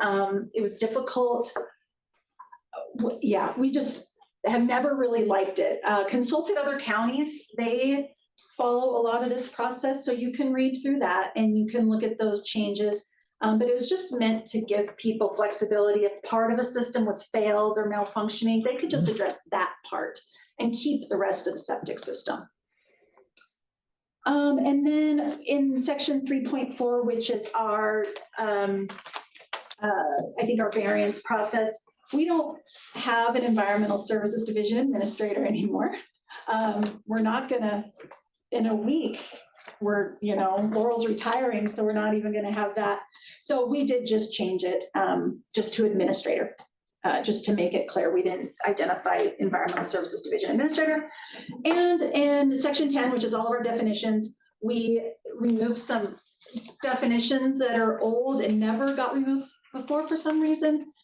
They're all in the Montana Circular DEQ4, which is our design standards. There's no reason to relist them. They were definitions that were never even referenced anywhere in our document. So we took them out just to clean it up. And then, of course, we updated page numbers as a result. So with that, I am just requesting a motion to open a public comment period so we can allow the public to comment on these regs and then come back and hold a public hearing for the adoption of those regulations based on the public comment that we hope to receive. Thank you. Any comments for Beth? Go ahead. Thank you, Mr. Chair. For Ms. Norberg, how do you do outreach to inform the public about the comment period? So we will do the electronic versions, obviously, through our website and through our social media, but we also take copies up to Lincoln, Augusta, Wolf Creek area, we'll find a place up there. Usually it's the libraries or senior centers. And then we will have a copy at our Lewis and Clark Library, and then we'll have a copy up at the city county building, maybe on a couple of floors. Maybe the commissioner's office will allow us to rent some space up there. And that's a legal ad requirement. Oh, yes, and then we do a legal ad as well. So we try to distribute paper copies and then have electronic version available. Thank you. Just to comment, I just really appreciate the idea of trying to make it easier for people with that one revision that you were talking about. I think Yeah. where a regulation has maybe become financially burdensome, that's kind of where I'm coming from. So I appreciate your attempting to make that easier for people. Absolutely, Commissioner. We've had many tears on the phone. And in some cases, there are specific instances where we do need to just replace that old septic system. And it makes sense, and other times where it needs to be a little more reasonable. Thank you. I would ask for a motion to open the public comment period on the on-site wastewater regulation. Should we have public comment on public comment first? Oh, yes. Public comment. You do your motion and your second, then ask for public comment. Okay. I'll move to approve the public comment period. Second. Do you have any public comment? I'm not seeing any online. All in favor of the motion to open the public comment period from February 27th through March 27th of 2025, say aye. Aye. Any opposed? Motion carries. Thank you. Mr. Chair, if you don't mind just reading the rest of that for the record, sure. That would be very helpful. So public comment will be accepted in the following ways: written and either mailed or dropped off to 1930 9th Ave South in Helena, Montana, 59601. Attention on-site wastewater regulation public comment, Beth Norberg. Email to bnorberg@lccountymt.gov. Verbal by calling Beth at 406-457-8385. Public comment will also be taken at the Board of Health meeting on March 27th, 2025. Members of the public are welcome to come in person to 1930 9th Ave South in Helena, Montana, in the public health room at 1 p.m. or can attend virtually with the Zoom link, which is on the public health website. Do we have that in our packet? What you just read? No, but if you'd like, we can send it. Yeah, I'd like to see that.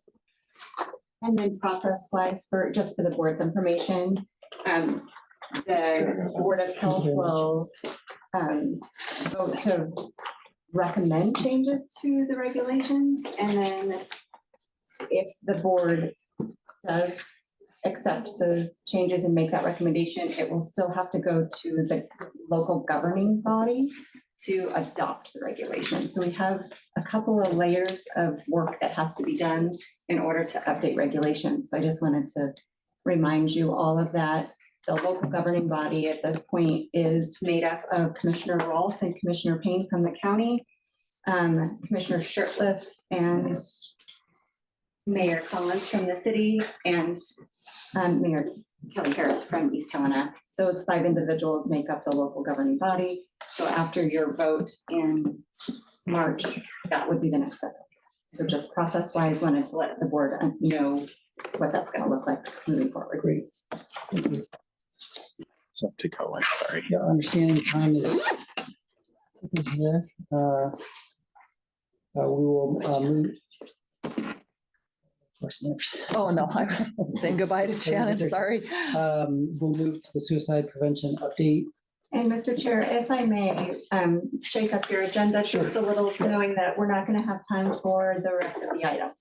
I would propose that we move to the communicable disease report, only because this is Laurel's last Board of Health meeting, and she is the one making the presentation. So, and I apologize to both Rachel and Jay. We may have to reschedule both of your presentations for another board meeting. Again, we do the best we can with trying to understand the amount of time it's going to take to get through varying items, but I do recommend number 4, communicable disease report, be the item that you discuss or hear the next few minutes before the meeting's I over. appreciate that recommendation and not hearing any opposition. All right. Would love to hear about communicable Do disease. you prefer that I stand at the podium? It's your last presentation. Yeah, you get to pick. You stay where you're comfortable. I think a grandstand, Laura. Our gift to you. Whatever you'd You like. can stay in the chair. Yeah, you're good to go. Yeah. Thanks, Jay. Thank you. My Yeah, apologies. thanks, Jay. I don't actually. You guys all know me. I'm Laurel Root, the Environmental Health and Disease Prevention Administrator for one more week. How many? For One the more record, week. one more. Thank you. Yeah, a week from tomorrow. So I have before you today the communicable disease response plan. This is our work that we use it as guidance for responding to disease, whether it's a single case or multiple cases, outbreaks, emergencies, whatever it might be. And we are required by our public health emergency preparedness grant to bring it before the board and share this information with you so that it is, so that you know what it is that we do on a regular basis. Go ahead, Sarah. We have our public health system that's out there. And there is a presentation that's over there, but you know, you're all looking at me. And that's okay. Public health is at the center of everything that we do for communicable disease. We have partners all throughout the community, and we reach out to them often, and they're reaching out to us. We provide information to them and guidance on any kind of disease situation that might occur in our community. The Board of Health does have a role. Part of that is an awareness of what we do for communicable disease in our community. But we also have certain response strategies that require board approval. And what that means is, for instance, the emergency rules that we had to put in place years ago at this point, that had to be before the Board of Health. And now at this point, it would be also through the Local governing body. Thank you. I never can remember that title. And again, we do have an annual review that we are required to do. Sarah? Our purpose is simply to have a guidance document. Before 9/11, we did not have written communicable disease response plans.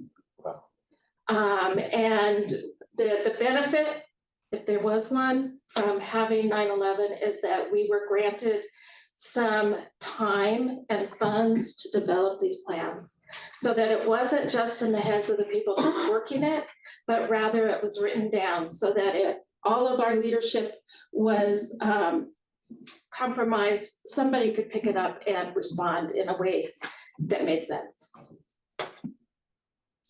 There are a couple of things that happen all the time with communicable disease, and that's surveillance. We have active surveillance as well as passive surveillance. Active is when we reach out to others in our community. Our public health nurses and a number of other divisions in the health department reach out to providers, and we provide clinics and providers with information on what does it mean to report disease? When do you have to report? What do you have to report? So that there is a connection between us. We also reach out to our providers and say, hey, what's happening in the area? Currently, we have flu messages going out every week, asking what's the flu rates in the community? What's going on? What else is going on? What else are you seeing? And that then is shared around. We prepare and distribute a communicable disease summary, which that was what Valerie was going to talk to you about. It's an annual summary, and it should be in your board packet.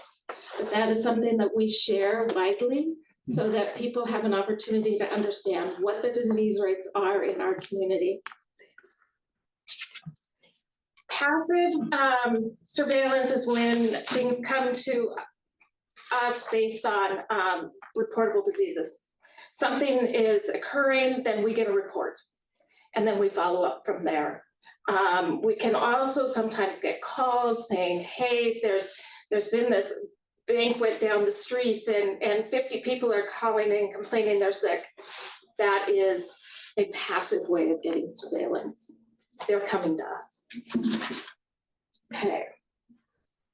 We have an obligation to investigate all of our lab confirmed and unconfirmed illnesses.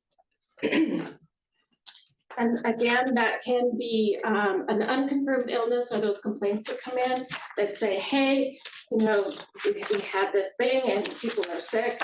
Or it could be that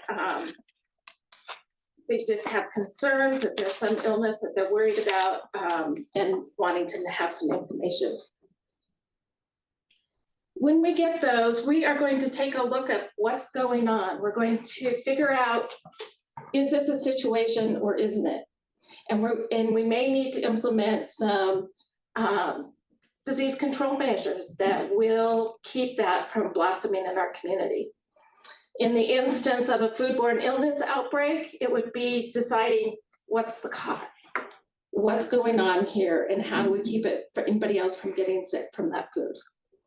But in general, we would provide education to our community about what those that disease is and what needs to happen to keep people from getting sick.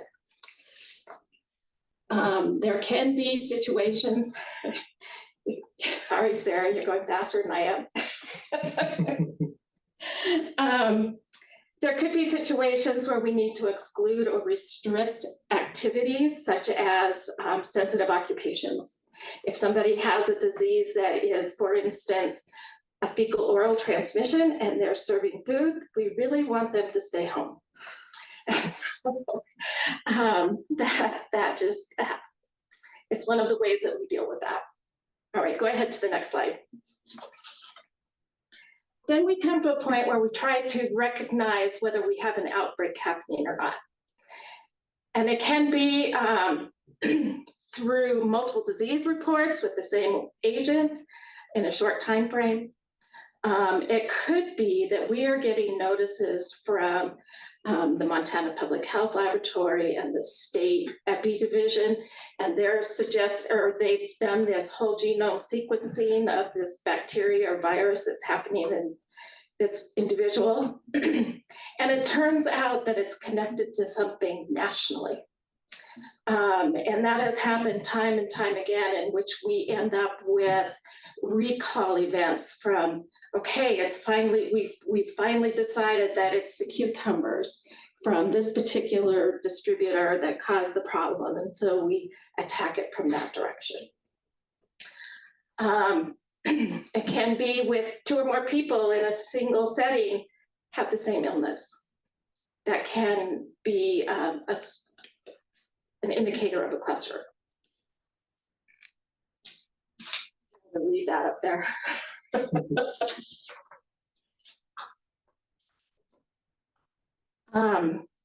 When we have an outbreak, we would convene meetings if it's large enough.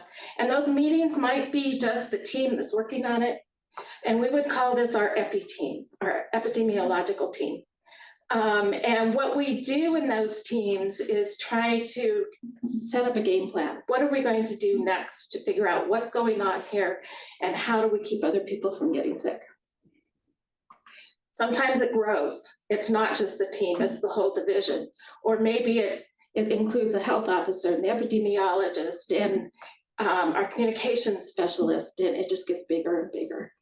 And that's when we really pay attention to what's going on in our community. We do have a system of sending out messages to our community. We use constant contact and we provide that information. Whatever is going on, we would provide that. In the past, I have asked the board if you want to be a part of those messages to let us know, and we will make sure that you have them. I can still do that for one more week. we analyze whatever data we get, and then we implement whatever prevention measures are necessary.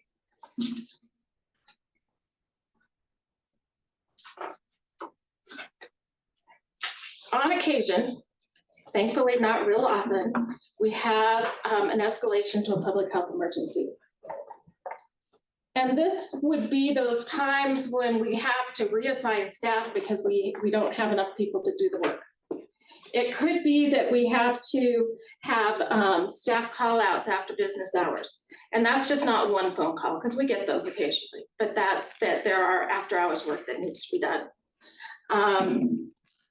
We have to suspend routine services. All of these things indicate that we have something really big going on and we need to do something more. Next slide. That's when we get to our community-wide response. If it's more than Lewis and Clark Public Health resources can manage, then we would reach out to our commissioners and the DES to have a declaration of an emergency. Then we can tie into those state resources that are out there. And national as well. And national, right. There is also a few other plans that are associated with this. The non-pharmaceutical intervention plan and the mass prophylaxis plan. Those things are part of our response. It's not part of this plan at this moment. So we would have that emergency be in place until we have documented by surveillance that it's under control. When it's under control and the outbreak is over, then we are going to create an outbreak report that is shared with the state office and CDC. And we would have an after action report that was done locally to see what needs to change in our procedures. This particular plan, we made some small edits so that we could clarify some of the points that are in there. We also, excuse me, made sure that all of the links that are in there are actually functioning and go to the place where they're supposed to, which some of them didn't work in the past. The other thing that we did as a major thing is that we split out our supporting plans. What we had done in the last time was to combine all of our plans together, which made the document almost 200 pages. And when you're trying to change something on page 50, it really slows down the whole process in order to make that small slight change. And so we did split them out. And so what you're looking at today is just the communicable disease response plan. Plus it makes it a more usable document in the midst of a response. So our staff can find what they're looking for more quickly and they don't have to dig through a 200-page document. So logistically, it works better for staff to have this plan that's specific. And then some of those other plans like the non-pharmaceutical is a separate document. And if we need it, we can go to that, but we don't always need it. So all resources available to staff, but we were trying to clean up and make it just a little bit more user-friendly. Thank you. Questions? Good stuff. Thank you. Thanks for everything. This plan is now also, the updated plan is now also posted to the public website. So the public can also see the resources and the documents that we use in response to communicable disease. So it's available. So I just have a question. Do you see anything coming down the pike? I mean, seriously. I think that measles is rearing its ugly head again, and we need to be aware and watch for that. We have not seen it in our state, but it's happening across the country.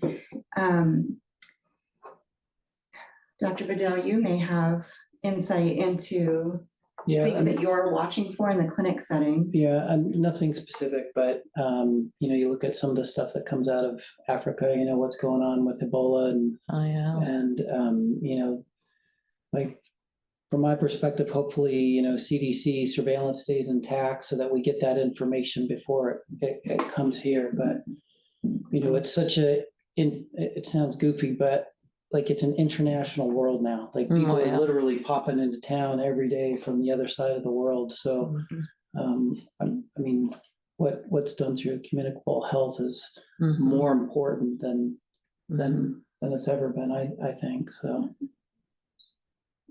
Do you have any insights? They're watching bird flu really carefully. It's becoming more and more prominent, and so sooner or later, it's gonna make it into the person-to-person transmission. Has not yet, but. And then Valerie, as our epidemiologist, do you have insights into any bird flu? Or anything else that we might see coming our way? Yeah, I mean, some of that's in the report. I don't know, or do we have time to just? You sure do, yeah. Are you Valerie would like, we have it in your packet. Can I actually steal your report? Yeah. I think it's your I didn't report. come prepared, I was late. Just my copy. of your report. Actually, just like the first couple of pages is totally And fine. Sarah, would you mind putting up the communicable disease report for Valerie? I don't know what page it is on. 94 maybe? Thanks, Brenda. Members of the board, before I jump in to answer, what's coming down the pike and go over this report very briefly, I want to just take a moment and say, Laurel, thank you. From the bottom of my heart, I'm going to get emotional. Your service to this community and this county is just unmatched. It's incredible, and it's something you should be really proud of, something we should all really be proud of. As a relatively new epidemiologist here,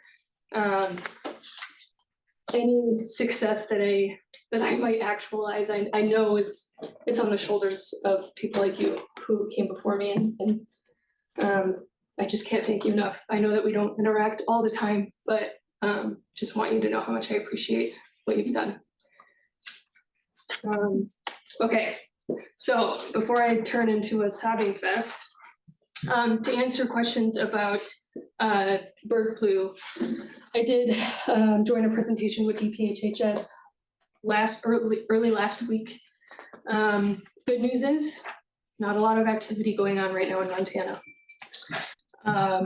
Part of that is due to the fact that we don't have a lot of dairy cattle operations. We don't have a ton of commercial poultry operations. There are some, but in other states where we're really seeing it, they have high concentrations of dairy operations and poultry operations. And to that point, I don't know if you guys are aware, but they are now seeing it in dairy cattle. I have a question before you go farther. So is this the first year that it's been transmissible to other animals besides? That is a good question. I do not know the answer. What I do know, I don't know if it's novel that is happening. What I do know is that the state showed a chart of all of the mammals that it has been detected in. It's mostly carnivorous mammals, but they have documented it in everything from possums to raccoons to pretty much anything that might come in contact with a dead bird. Mountain lions in Montana, they've detected it in many mountain lions. Whether that's novel, I'm not sure. So I'm sorry. I've never heard about it before. And I pay attention to some of the gain of function things that go on in some of the labs, and they, for some reason, think that's a good thing, and now here it is. I mean, I've never heard of dairy cattle before. Yeah, there's a couple of folks at this. The good news is we have so many incredible expertise at the state.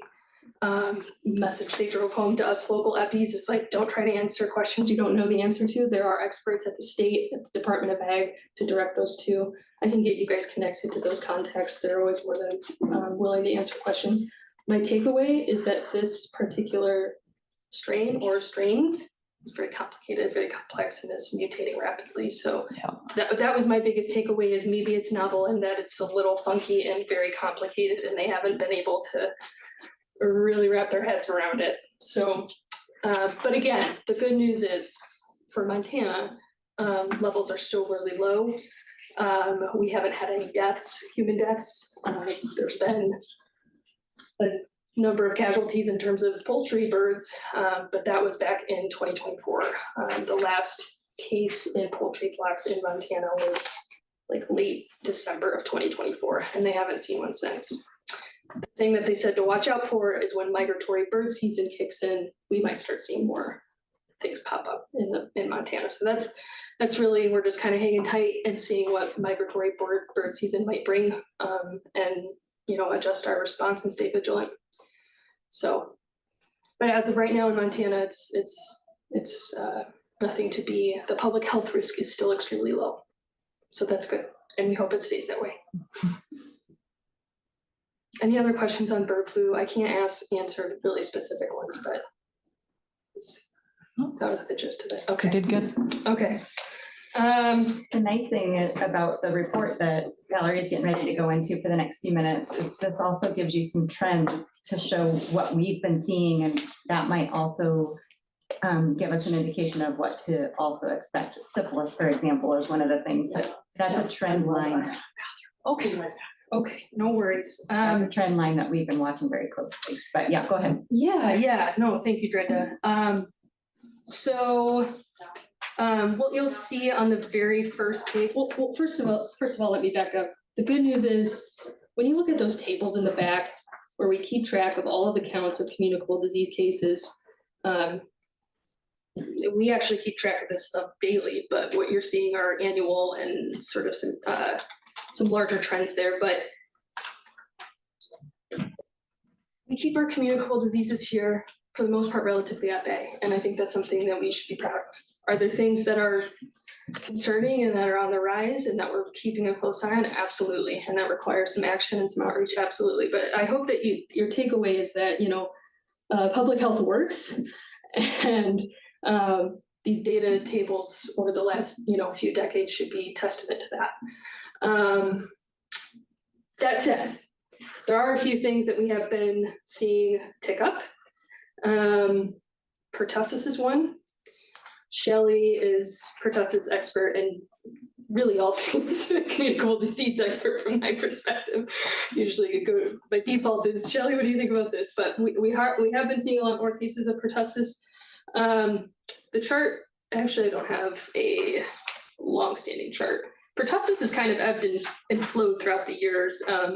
Can't remember when. It's like early 2000s. There was a ton of pertussis cases. It's like every 4 to 5 years. And then it dropped, and there was like an outbreak, and then it goes away for 4 to 5 years. So it kind of seems like we're kind of on one of those upticks again in terms of pertussis. So again, I mean, we stay vigilant, we watch for it, and the biggest thing is making sure that providers know to watch for this and to test for it and to know that we are seeing this. So this is a possibility if someone's presenting with some symptoms that they can't really get their finger around. So syphilis is another thing that for years and years and years, we hardly saw any cases.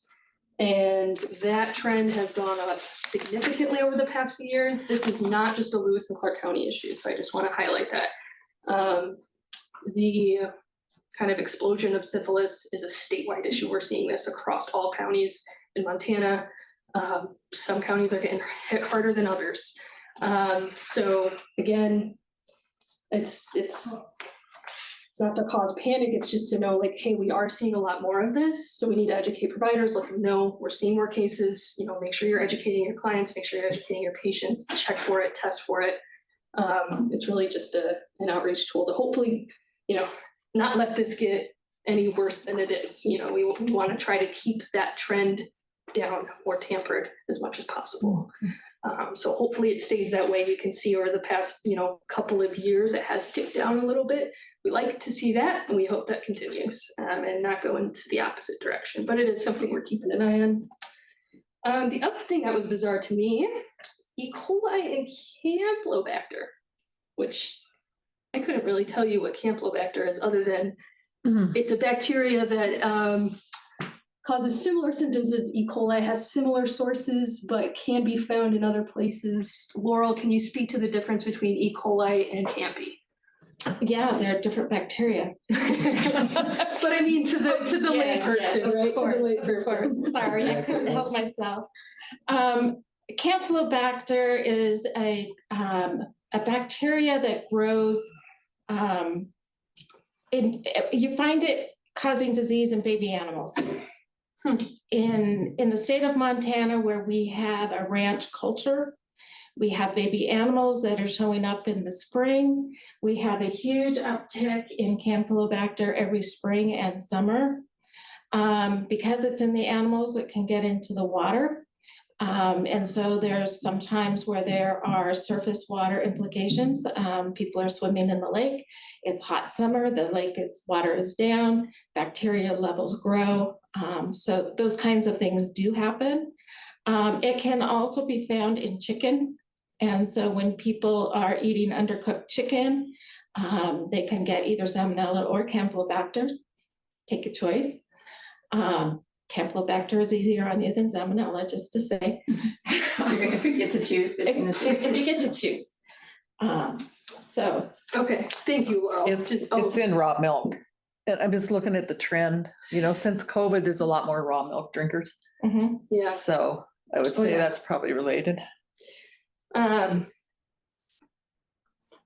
Yeah, I won't speak to that because I have not looked into these cases, so I can't speak to what's causing it specifically. We could speculate, of course, but well, we could do it. Yes. We do the investigation on each of these. Yeah. So we could identify where the sources are sometimes. Yeah. Sometimes it's impossible to find where the source is, but the investigation typically will result in what the source was. Yeah, and if we see this trend continue, I imagine we're going to be taking a lot closer look at what's going on here. So that's the gist of it. I know we're running really out of time, so over. So I'm just going to stop there. There's other information here about flu, COVID, and foodborne illness in general.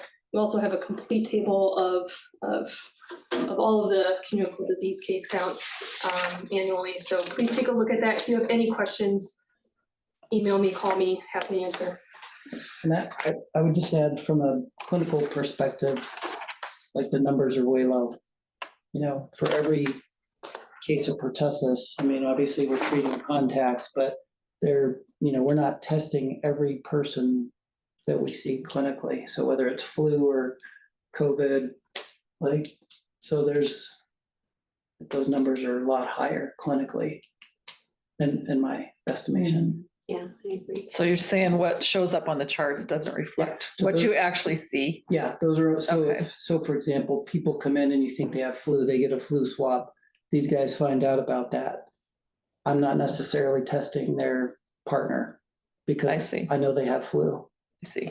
And the 3 kids, so depending on the particular illness, there's often a pretty big difference between, these numbers and yeah, thank you for pointing that out. What's actually going on out there. So, Which is exactly why our team and Shelley's team stays in direct contact with the medical community, especially during cold and flu season. Respiratory illness season, we need to hear from them what's happening in the clinic. And then those numbers really inform us. So, when we find out those numbers are popping up, now our antenna are really being more vigilant for some of this stuff. So, our ability to respond really, it all comes down to testing, surveillance. If we're not testing for it and no one's reporting it, we have no idea it's happening. That partnership is absolutely critical. And we rely on everyone in this community too. I have a question about that. So the ones that are so critical that they end up in the hospital, do you get all those stats? If they're diagnosed and they get in the hospital, and do you get those stats 100%? Yes. Pretty much. So we have a reporting system with St. Pete's especially. So influenza hospitalization is reportable. Influenza numbers are reportable. So a hospitalized patient is reportable. So we do know when they're hospitalized. Otherwise, influenza just gets reported by numbers. So because of our reporting system, specifically with St. Pete's, if somebody went to St. Pat's, they would send it to the state and the state would send it to us. So yes, we're supposed to get those, and we're really good because we have such a good reporting system with St. Pete's that every day they'll send in, it's a column that says, are they hospitalized? And so we'll know. And we do not extensive for flu, not extensive investigations. We just put in that they're flu, that they're hospitalized. So then we keep numbers of hospitalized. So, and this is, are all these charts statewide or just Lewis and Clark County? No, this is Lewis and Clark County. This is Lewis and Clark County. But the state does have a flu dashboard too, respiratory illness dashboard on the state level. And I think, if I remember, I haven't been in there in detail. She kind of shows it to us when we do our, but you can hover over the counties, but they do have a statewide respiratory illness dashboard also. Okay. And we actually link, that's embedded now into our local dashboard. We decided, instead of recreating it, state's already doing it. They have a pretty robust dashboard for that. So you can look at every county. Okay. So, but yeah, if you look at page 2, actually, you'll see the breakdown of flu and pneumonia deaths as well as flu-related hospitalizations. So that's data that was reported to the state and to us. And I broke that down into flu season, and that is for Lewis and Clark County. Okay. So you'll see on average, we see about 47, give or take, flu-related hospitalizations on average. Yeah. It fluctuates, but that's ballpark around what we see each year. I can tell you probably have a better reporting now in the last few years on flu hospitalizations that we ever had. So it's kind of nice that we can see those numbers. Yeah. And we used to put it on our communicable disease annual report flu for the year, calendar year. And that was kind of skewed because flu isn't a calendar year. So she fixed it this year that actually you can see it by season because that's what we look at. Interesting. Yeah.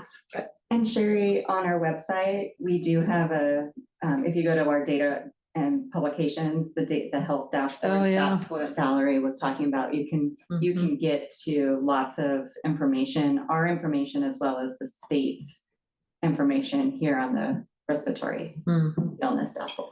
Okay. Yep. I do need to cut us off. Yeah. Okay. If that's okay. I also need to ask for public comment. I don't know if we have any public comment. No public comment online. Thank you. I appreciate all the discussion today, and we've gone all day, communicable disease, but gotta go. So Expected some email follow-ups from me on some items that we didn't get have time Appreciate to it. cover. Yep. We're adjourned. Thanks, everybody. Okay, thank you. Thank you. So, Thank Brenda, you. do you need this disclosure? Yes, ma'am. Thank you so much. And I'll grab a copy if I have one, so I can actually read it. I haven't really read it through. Oh, you need some there? Yeah. Go ahead. I'm gonna grab.